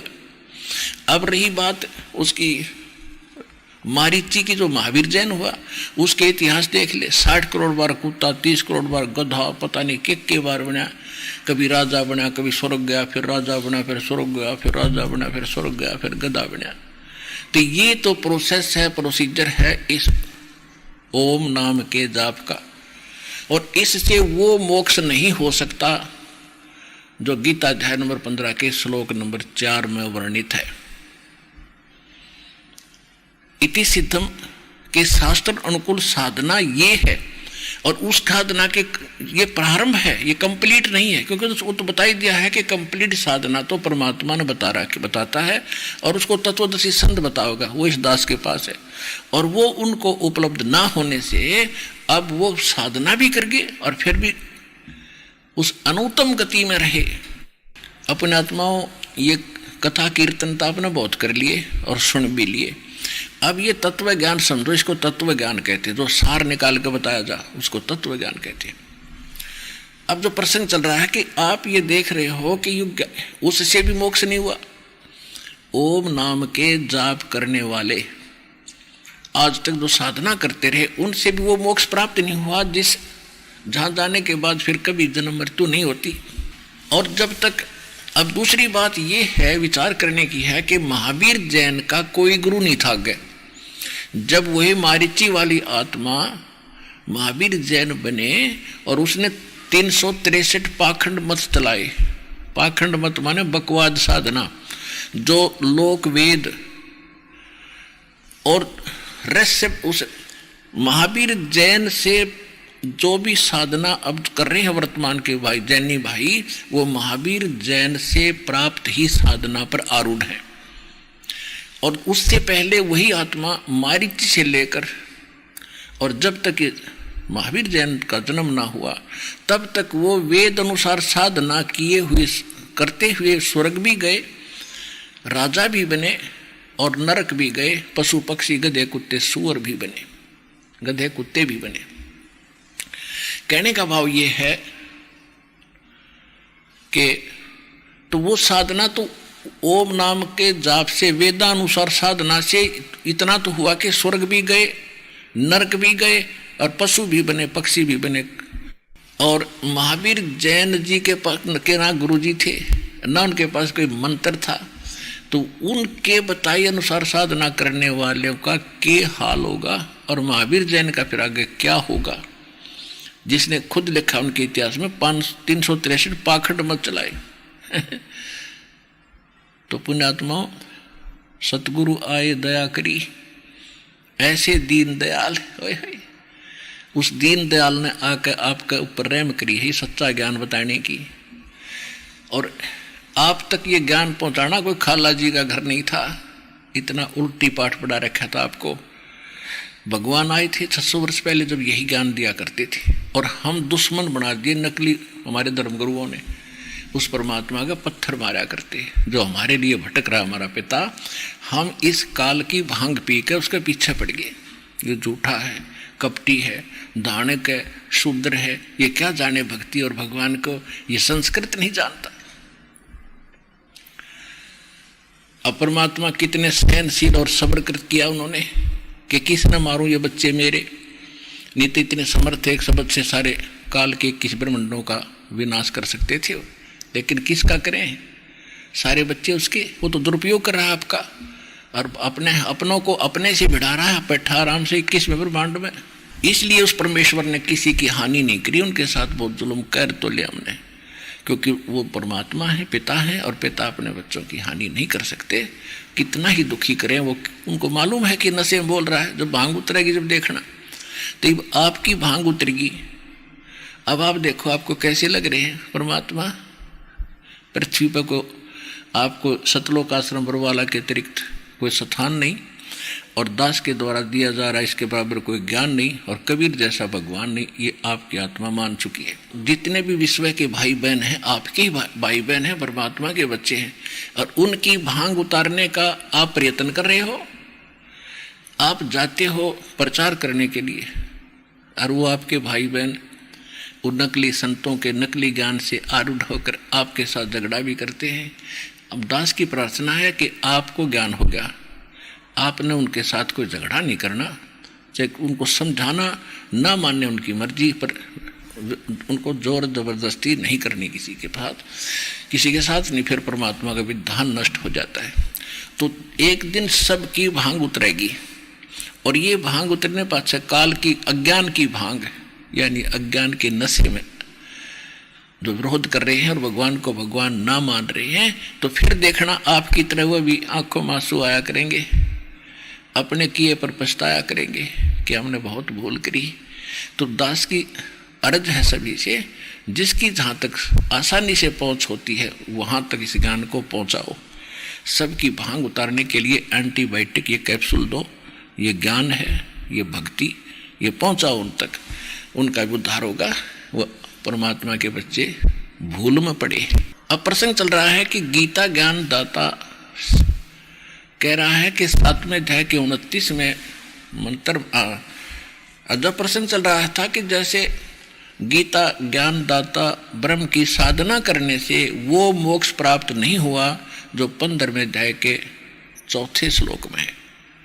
इसके साथ साथ 18वें अध्याय के 62वें श्लोक में गीता ज्ञानदाता कहता कि अर्जुन तू सर्वभाव से उस परमेश्वर की शरण में जा, उसकी कृपा से ही तू परम शांति को और सनातन परम धाम को प्राप्त होगा। और अपनी साधना को 7वें अध्याय के 18वें श्लोक में ये स्वयं कहता कि अर्जुन मेरी साधना भी अनुत्तमम है। अनुत्तमम माने कति घटिया तो घटिया, अनुत्तमम एक उत्तमम, उत्तम उत्तम माने सर्वोत्तम, और अनुत्तमम सब तय घटिया। घटिया का मतलब है व्यर्थ। और इन्होंने जो गीता अध्याय नंबर 7 के श्लोक नंबर 18 में अनुवाद किया है, अनुवादकर्ताओं ने अनर्थ कर दिया अज्ञान के कारण, अनुत्तम को अति उत्तम लिख दिया, सर्वश्रेष्ठ है, काल की भांग पी रहे ये ज्ञान है ऐसा बोलेंगे। एक बैड वर्ड लिखा हो कहीं पर, बैड इंग्लिश में, और उसको कोई गुड लिखे, कितनी बुद्धि उस इंसान के अंदर। तो कहने का भाव यह है कि बिना ज्ञान के हम ऐसे ही ऊट पटांग ज्ञान आप समझ के अपनी सोच से बना लेते और उसी बात आधारित रहते। तो गीता ज्ञानदाता का इसलिए कह रहा है कि ना मोक्ष मेरा हो ना तेरा हो। और जैसे महावीर जैन के इतिहास आपने बहुत बार दिखाया, फिर दिखाएंगे, तो उसमें उनकी कितनी दुर्गति हुई, इतने अच्छे साधक की। वो तो सीधी साधना कर रहा था ऋषभदेव जी से लेकर, और उसके बाद उनकी ऐसी जन्म और मृत्यु, कितनी हालत खराब हुई, स्वर्ग तक भी गए। और जो साधना महावीर जैन ने आगे चलाई वो तो पाखंड मत है, वो वेद अनुसार भी नहीं है, और उसके आधार से साधना सब जैनी भाई कर रहे हैं वर्तमान में। तो वो तो एक दिन भी स्वर्ग में नहीं जा सकते, सीधे नरक में जाएंगे, 84 लाख योनियों को ही प्राप्त होंगे। उनको तो वो साधना है नहीं उनके पास। तो दास का ये उद्देश्य ये ना समझो मैं निंदा कर रहा हूँ, आपकी आंखें खोल रहा हूँ कि पिछले भी गए और आप भी जा रहे हो उसी एक भेड़ वाली चाल पर। अब बुद्धिमान हो, बुद्धिजीवी हो, दास तो बता रहा है, वो दिखा रहा है, बोल नहीं रहा है। साथ साथ प्रमाण भी देता हूँ। आज तो चलो मौखिक सत्संग कर रहा हूँ, आने वाले समय में सबको एक एक पॉइंट टू पॉइंट मैंने बहुत बार बता रखा है, सत्संग भी कर रखे, वो CD भी बना रखी है। तो मेरा उद्देश्य ये है कि आप संभलो और यथार्थ भक्ति ग्रहण करो। आप सभी भ्रमित हो, भगवान के लिए आप सब धर्मों में विभाजित हुए हो और सब पंथों में गए हो, तो इस पंथ को संभालो, इस ज्ञान को ग्रहण करो और फिर मिलाओ। पहले तुलना करो, बाद में आओ यहाँ पर तुलना कर लो। और इसकी बजाय ये कहना कि निंदा करते हैं, हमारी भावनाओं को ठेस पहुंचा दिया, नहीं, ठेस नहीं पहुंचा रहा। ठेस भावनाओं को ठेस या निंदा वो होती है जो झूठी कपट करके बकवाद करे। दास तो प्रमाणित करके दिखाता है, एक एक वर्ड को, एक पॉइंट को 6 प्रमाण देकर आगे चलता हूँ। जब जाके आपके हृदय में ये समाया कि सचमुच रामपाल सच्ची का और बाकी सब झूठे हैं, जिसका परिणाम ये देख रहा है दास, लाखों की संख्या में अनुयायी हो गई। तो ये 7वें अध्याय के 18वें श्लोक में कह रहा है कि मेरी साधना करने वाले भी, ये ज्ञानी आत्मा जो 4 नंबर के गीता अध्याय नंबर 15 के, गीता अध्याय नंबर 7 के श्लोक नंबर 16 से लेकर 18 तक ये अपनी साधना बताता है। और 12 से लेकर 15 तक इसने कहा कि जो तीनों गुणों की ब्रह्मा विष्णु महेश तक की साधना करते हैं उनकी साधना व्यर्थ है। फिर अपनी साधना बताता है कि मेरी जो साधना करते हैं वो 4 प्रकार के हैं, गीता अध्याय नंबर 7 के श्लोक 16 और 18 में से 18 में। तो उसमें बताया कि 4 प्रकार के साधक मेरी साधना करते हैं। एक तो अर्थार्थी, एक अर्थ और एक जिज्ञासु, और चौथे नंबर के ज्ञानी। अर्थार्थी तो वो होते हैं जो धन लाभ के लिए, यानी घर में कोई हानि हो रही हो और उसको हानि को रोकने के लिए, धन प्राप्ति के लिए जो अनुष्ठान कराते हैं वो केवल वेद मंत्रों से ही करते हैं, वो किसी और दंत कथा की कविता और मंत्र नहीं बोलते, वो तो है ब्रह्म साधक। और अर्थ जो संकट निवारण के लिए भी वेदों के मंत्रों का अनुष्ठान करते, अन्य नहीं करते। और तीसरे जिज्ञासु जो घर से निकले भगवान पाने के लिए, फिर उन जगह जगह जाकर जैसे धर्मगुरु मिले उनसे ज्ञान ग्रहण कर लिया, उस ज्ञान के स्वयं वक्ता बन गए, वो प्रचारक बन गए अड़ंगे के। तो इन तीनों को रिजेक्ट करता है कि ये नहीं काम के, अर्थ, अर्थार्थी और जिज्ञासु। चौथे बताया ज्ञानी। ज्ञानी वो होते हैं जिनको ये पता लग गया कि मनुष्य जीवन भाई बार बार नहीं मिलेगा, और मनुष्य जीवन प्राप्त करके हमने जब भक्ति नहीं करी, इसका प्राप्ति का फायदा क्या। और भक्ति फिर वेदों से पता चला कि केवल एक पूर्ण परमात्मा की भक्ति करो, जैसे गीता अध्याय नंबर 15 के श्लोक नंबर 4 में कहा है, गीता अध्याय नंबर 7 के श्लोक नंबर 29 में कहा कि जो तत्परम से परिचित है, सारे धातुओं से और सारे कर्मों से परिचित है, वह केवल उस जरा और मरण से छूटने का प्रयत्न करते हैं, तो वो है ज्ञानी आत्मा। उनको ये पता चला कि एक देवी देवताओं की पूजा से मोक्ष नहीं हो सकता, ज्ञानी को ये पता लग गया। और दूसरे नंबर पे उनको ये पता हो गया कि मनुष्य जीवन बार बार मिलेगा नहीं। तो ये ज्ञानी हुए कि देवताओं की पूजा से लाभ नहीं, केवल एक परमात्मा की भक्ति करने से मोक्ष होगा। अब उन्होंने तत्वज्ञानी संत ना मिलने से, ये गीता ज्ञानदाता कहता है, कि वो ज्ञानी आत्मा है तो उदार, यानी नेक है, अच्छी है और समर्पित है मेरे पे। लेकिन तत्वदर्शी संत ना मिलने से उन्होंने अपने आप निष्कर्ष लोकवेद से ये जान लिया कि ओम नाम का जाप है। यजुर्वेद अध्याय नंबर 40 के मंत्र नंबर 15 से ले लिया। ओम करतु समर किलवे समर और करतु समर, बस इन्होंने फाइनल कर लिया भाई ओम नाम है और कोई नाम में कोई नहीं। और बिल्कुल सी वेदों में यही मंत्र है, ओपन लीत है। फिर उनकी बुद्धि पर पत्थर पड़ गया जब चौथे अध्याय के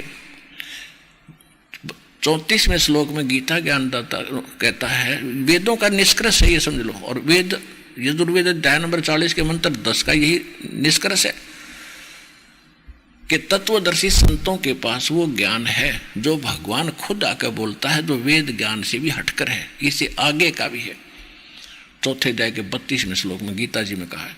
तो उनकी वो बुद्धि वहां काम निकली। फिर यजुर्वेद अध्याय नंबर 40 के श्लोक मंत्र नंबर 17 में स्पष्ट किया है कि पूर्ण परमात्मा तो गुप्त है और मैं ओम हूं, मैं ब्रह्म लोक में रहता हूं, मेरा ओम नाम है। और देवी पुराण के अंदर 7वें स्कंद में सचित्र मोटा टाइप गीता प्रेस गोरखपुर से प्रकाशित 562 और 563 पृष्ठ पे देवी बता रही है हिमालय जी को, राजा हिमालय को, कि आप ब्रह्म की पूजा करो, उसका एक ओम नाम है, तुम्हारा कल्याण हो, ब्रह्मलोक को प्राप्त हो जाओगे। यानी ओम नाम के जाप से ब्रह्म की प्राप्ति है और ब्रह्मलोक में रहता है, उस ब्रह्मलोक को प्राप्त हो जाओगे। तो इति सिद्धम, ओम नाम के जाप से ब्रह्मलोक प्राप्ति होती है। 8वें अध्याय के 16वें श्लोक में श्रीमद् भगवद गीता में कहा कि ब्रह्मलोक में गए हुए प्राणी भी फिर पुनरावृत्ति में उनकी फिर जन्म मृत्यु होती है। तो ये वो मोक्ष नहीं हुआ गीता अध्याय नंबर 15 के श्लोक नंबर 5 वाला, कि जहां जाने के बाद फिर लौटकर संसार में नहीं आते। तो इनकी बुद्धि पर काल के हाथ में थी। यजुर्वेद अध्याय नंबर 40 के श्लोक नंबर 17 में जब स्पष्ट किया कि वो पूर्ण परमात्मा तो गुप्त है और मेरा ओम नाम है, हर मैं ब्रह्मलोक में रहता हूँ, और ओम नाम का जाप पगाटा जोड़ रहे, फाइनल कर दिया कि ओम नाम है, बस वेदों में ओम करतु समर किलवे समर। तो वो कोई और भगवान है, उसका मंत्र भी तो और अपा होगा, इससे हटकर ही होगा। अब गीता अध्याय नंबर 15 के गीता अध्याय नंबर 17 के श्लोक नंबर 23 में स्पष्ट किया है। गीता ज्ञानदाता ने 8वें अध्याय के 13वें श्लोक में गीता जी में अपना मंत्र बता दिया सर्वपुरुष का। ये सर्वपुरुष है, अक्षर पुरुष और परम अक्षर ब्रह्म या परम अक्षर पुरुष कहो, ये 3 पुरुष हैं, 3 प्रभु माने जाते हैं। जैसे गीता अध्याय नंबर 15 के श्लोक 16 और 17 में 3 पुरुषों की जानकारी है, अक्षर पुरुष और सर पुरुष। ये भी इनके अंतर्गत जितने प्राणी वो नासवान है। और 17वें श्लोक में 15वें अध्याय के गीता में कहा है कि उत्तम पुरुषत्व अन्य, वो परमात्मा तो कोई और है जो सबका धारण पोषण करता है और वास्तव में अविनाशी है, जिसको परमात्मा कह सकते हैं। तो उसके विषय में गीता ज्ञानदाता कहता कि मैं जानता नहीं, वो तत्वदर्शी संत बताएंगे। 8वें अध्याय के 3रे श्लोक में बता दिया कि वो परम अक्षर ब्रह्म है। और 18वें अध्याय के 62वें श्लोक में गीता ज्ञानदाता कहता है कि उस परमेश्वर की शरण में जा सर्वभाव से, उसकी कृपा से तो परम शांति को और सनातन परम धाम यानी शाश्वत स्थान, कभी नाश में नहीं आता वो स्थान, सदा रहने वाला वो सतलोक कहते हैं हम अपनी संत लैंग्वेज में, उसको प्राप्त होगा। तो उसकी शरण के में जाने के लिए तत्वदर्शी संत खोज ले, उनकी खोज कर वो बताएंगे। 7वें अध्याय का जो 18वां श्लोक में इसने कहा है कि ये ज्ञानी आत्मा है तो उदार, नेक है और समर्पित है। ऋषियों ने शरीर गाड़ दिए, लेकिन इनको तत्वदर्शी संत ना मिलने से ये मेरे वाली अनुतम घटिया साधना में लीन रहे। ओए होए, कितना सिंपल सा ज्ञान था, लेकिन तत्व ज्ञान ना होने से हमारे लिए पहाड़ बन रहा था। परमेश्वर कहते हैं कि 9 मन सूत उर्जिया, 9 मन सूत उलझिया, ऋषि रहे झकमार और सतगुरु ऐसा सुलझा दे। ये उलझन दूजी बार, अब ऐसा सुलझा दिया, फिर नहीं उठ जाएगा इस कलयुग में। और इन नकली इन संतों से, आचार्यों से, शंकराचार्यों और धर्मगुरुओं से पूछा करते हैं कि इसमें अनुतम क्यों कहा है अपनी गति को। अरे अनुतम थोड़ा ही कहा है, जिससे श्रेष्ठ कोई और ना हो, हमारा शर ना हो, फोड़ दिए बाघ मारे और अपने कर्म बिगाड़े तुमने, तत्वहीन ज्ञानहीनो कह भी नहीं पता। ये खुद कहता है कि तेरे मेरे जन्म मृत्यु होते और युद्ध भी करना पड़ेगा। अगर यहाँ मेरी शरण में रहेगा तो युद्ध करना पड़ेगा, यदि तरफ तुझे परम शांति चाहिए तो छोड़ ही झंझट ने और उस संतों के पास जा, वो मैं नहीं जानता उस ज्ञान को। अब स्पष्ट हुआ ये। 18वें अध्याय के 62वें श्लोक में इनसे पूछा करते थे कि हे महाराज बताइयो शंकराचार्यों से, आचार्यों से, गुरुओं से, ब्राह्मण पंडितों से कि अपने से अन्य किस परमेश्वर की शरण में। गीता अध्याय नंबर 18 के श्लोक नंबर 62 में गीता ज्ञानदाता अपने से अन्य किस परमेश्वर की शरण में जाने को कहता है। तो ये कहा करते नहीं नहीं अपने बारे में कह रहा, मेरी शरण में आ जा। कमाल की बात है। और ये कितने प्रमाण इसके अंदर। तो ये तत्व ज्ञानहीन प्राणी के वचन होते हैं ऐसे। तो ये उसके विषय में कह रहा है जो परम अक्षर ब्रह्म है और उसकी साधना से ये परिचित नहीं है। उसकी साधना भी तत्वदर्शी संतों के पास जाकर पूछने को कह रहा है। तत्वदर्शी संत की पहचान भी बता रहा है 15वें अध्याय के प्रथम मंत्र में श्रीमद् भगवद गीता। तो ये कहता है कि मेरी साधना भी अनुत्तम है, इसलिए अपनी साधना को घटिया बताता है कि जन्म मृत्यु सदा रहेगी। और ऋषभदेव जी और जैसे मारीची की आत्मा के साथ कितने जन्म और मृत्यु हुए, जो उन्हीं के इस लिटरेचर में आपको दिखाएंगे। तो उससे प्रमाणित हुआ कि उस साधना से, ब्रह्म साधना से जन्म मृत्यु नहीं मिटती। कुत्ते गधे सुअर की दुनिया भी भोगनी पड़ेगी कर्म संस्कार अनुसार। तो इसलिए कहा है कि ये ज्ञानी आत्मा अन्य देवी देवताओं की पूजा तो छोड़ दी इन्होंने, लेकिन वो मेरे वाणी ओम नाम की जाप में और ब्रह्म तक की आस्था में इन्होंने ये भी घटिया आस्था में लीन रहे, मेरी आश्रित रहे, सचित रहे।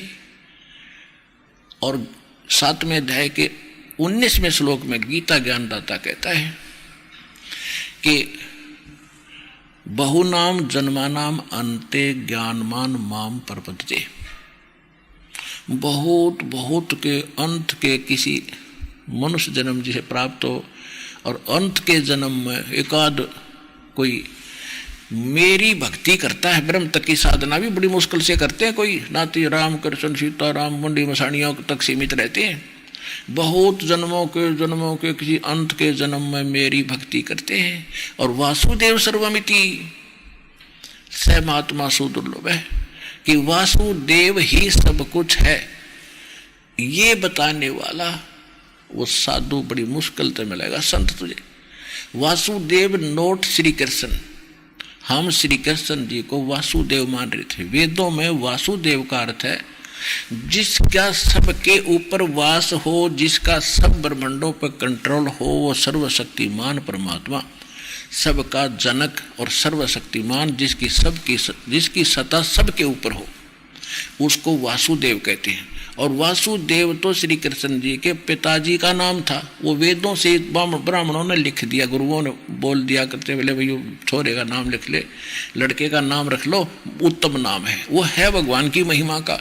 और यो ला दिया श्री कृष्ण के। श्री कृष्ण इज विष्णु, विष्णु इज सतोगुण, और सतोगुण जो है ये विष्णु जी केवल एक ब्रह्मांड में एक विभाग के मंत्री हैं, सतोगुण विभाग के,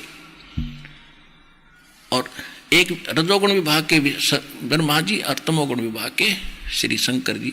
ये केवल एक ब्रह्मांड में ये इतने ही मालिक है, इतने वासुदेव हैं, इतने प्रभु हैं ये। और इनका पिता जो सरपुरुष है ये 21 ब्रह्मांड का मालिक है। ये केवल इतना ही वासुदेव है, ये इतना ही प्रभु है, स्वामी है। ये वासुदेव नहीं है, कंप्लीट गॉड नहीं है, जिसका सबके ऊपर वास हो, सबका ऊपर जिसकी प्रभुता हो। 17वें अध्याय के 23वें श्लोक में बताया है कि ओम तत् सत इति निर्देश है ब्रह्मण है त्रिवेद स्मृत है। इसमें अनुवादकर्ता ने भी सब ठीक लिखा है कि उस सच्चिदानंद घन ब्रह्म का, उस सच्चिदानंद घन ब्रह्म का, ये ओम उस सच्चिदानंद घन ब्रह्म को पाने का, परम अक्षर ब्रह्म को पाने का, और उस स्थान पर जाने का जहाँ जाकर फिर लौट कर वापस नहीं आते, उस स्थान पर जाने का ये 3 मंत्र का जाप है। ओम तो सीधा है, तो डिक्लेयर्ड है, ये तो सार्वजनिक है, पहले से ओपन है। ओम तो सरपुरुष का, गीता अध्याय नंबर 15 के श्लोक 16 और 17 में 3 पुरुष है, सरपुरुष, अक्षर पुरुष और परम अक्षर पुरुष। तो सरपुरुष का तो ओम है, ये ब्रह्म है, और तत् और सत्य सांकेतिक है, ये गुप्त है। सांकेतिक है जैसे वेदों यजुर्वेद ऋग्वेद मंडल नंबर 9 सूक्त 95 के मंत्र 2 सार्वजनिक करता है गुप्त मंत्र वही लाता है जो किसी वेद शास्त्र में नहीं होती। तो परमेश्वर ने स्वयं बताया कि सोहम शब्द हम जग में लाए और सार शब्द हमने गुप्त छिपाए। सोहम शब्द आपको ना गीता मिलेगा, ना वेदों में, ना पुराणों में। पुराणों में बाद में तो एक जन घट दिया, लेकिन वेद और गीता में नहीं मिलेगा, ये मूल शास्त्र है। तो कहने का भाव ये है कि परमात्मा ने आके सोहम मंत्र दिया था शंकर भगवान को। उसके बाद इन्होंने कुछ और भी, वैसे इन्होंने बताया नहीं किसी को, फिर भी सुना की तरफ लिख लिया, वो अलग बात है। वेद और गीता में 100 मंत्र नहीं है। तो फिर इसके बाद एक और मंत्र है, सोहम ऊपर और है सत्सुकृत्युक नाम, और वाह की भक्ति किए बिना ये सारे ही बेकाम। यानी साधना ये भी करनी है। इसके बाद सोहम के ऊपर एक और मंत्र है सत्सुकृत, जिसको सार नाम कहते हैं। परमात्मा कहते सोहम शब्द हम जग में लाए, सार शब्द हमने गुप्त छिपाए।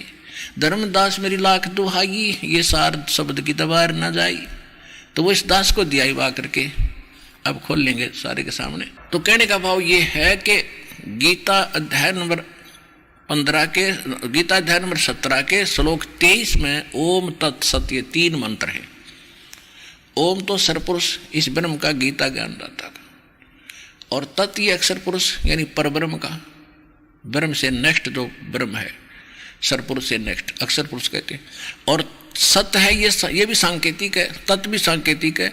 ये सत जो है मंत्र, ये परम अक्षर ब्रह्म का, उस पूर्ण परमात्मा का, ये गुप्त है, ये दास के पास। इसको सार नाम कहते हैं, आदि नाम इसी को कहते हैं। ये कोड वर्ड है, ये तो लिफाफा है। सत तो इसका न सोच ले, इसके अंदर है वो माल। अब जैसे ये होते हैं बादाम, बादाम के ऊपर कवर होता है उसका, वो कवर के अंदर असली चीज है खाने की। ऊपर कहने को तो ये बादाम है, लेकिन वो छिलका बादाम नहीं है, ये सत मंत्र नहीं है। इसका कोड वर्ड जो है वो बादामगिरी खाने की। तो वो है मूल मंत्र, मूल ज्ञान, और मूल नाम है वो आदि नाम। अब प्रसंग चल रहा है कि अब गीता ज्ञानदाता ने अपना मंत्र बता दिया ओम नाम, और उस सच्चिदानंद घन ब्रह्म परम अक्षर ब्रह्म का बता दिया कि उसको 3 मंत्र के जाप से उसकी प्राप्ति होती है। और कंप्लीट कोर्स भी बताया कि वो संत बताओगा तत्वदर्शी इस मोक्ष मार्ग का, उससे पूछो। अब 8वें अध्याय के 5 और 7 में तो ये अपने बारे में कहता है कि मेरी भक्ति कर, युद्ध भी कर, मुझे प्राप्त होगा, डोंट वरी, चिंता मत कर।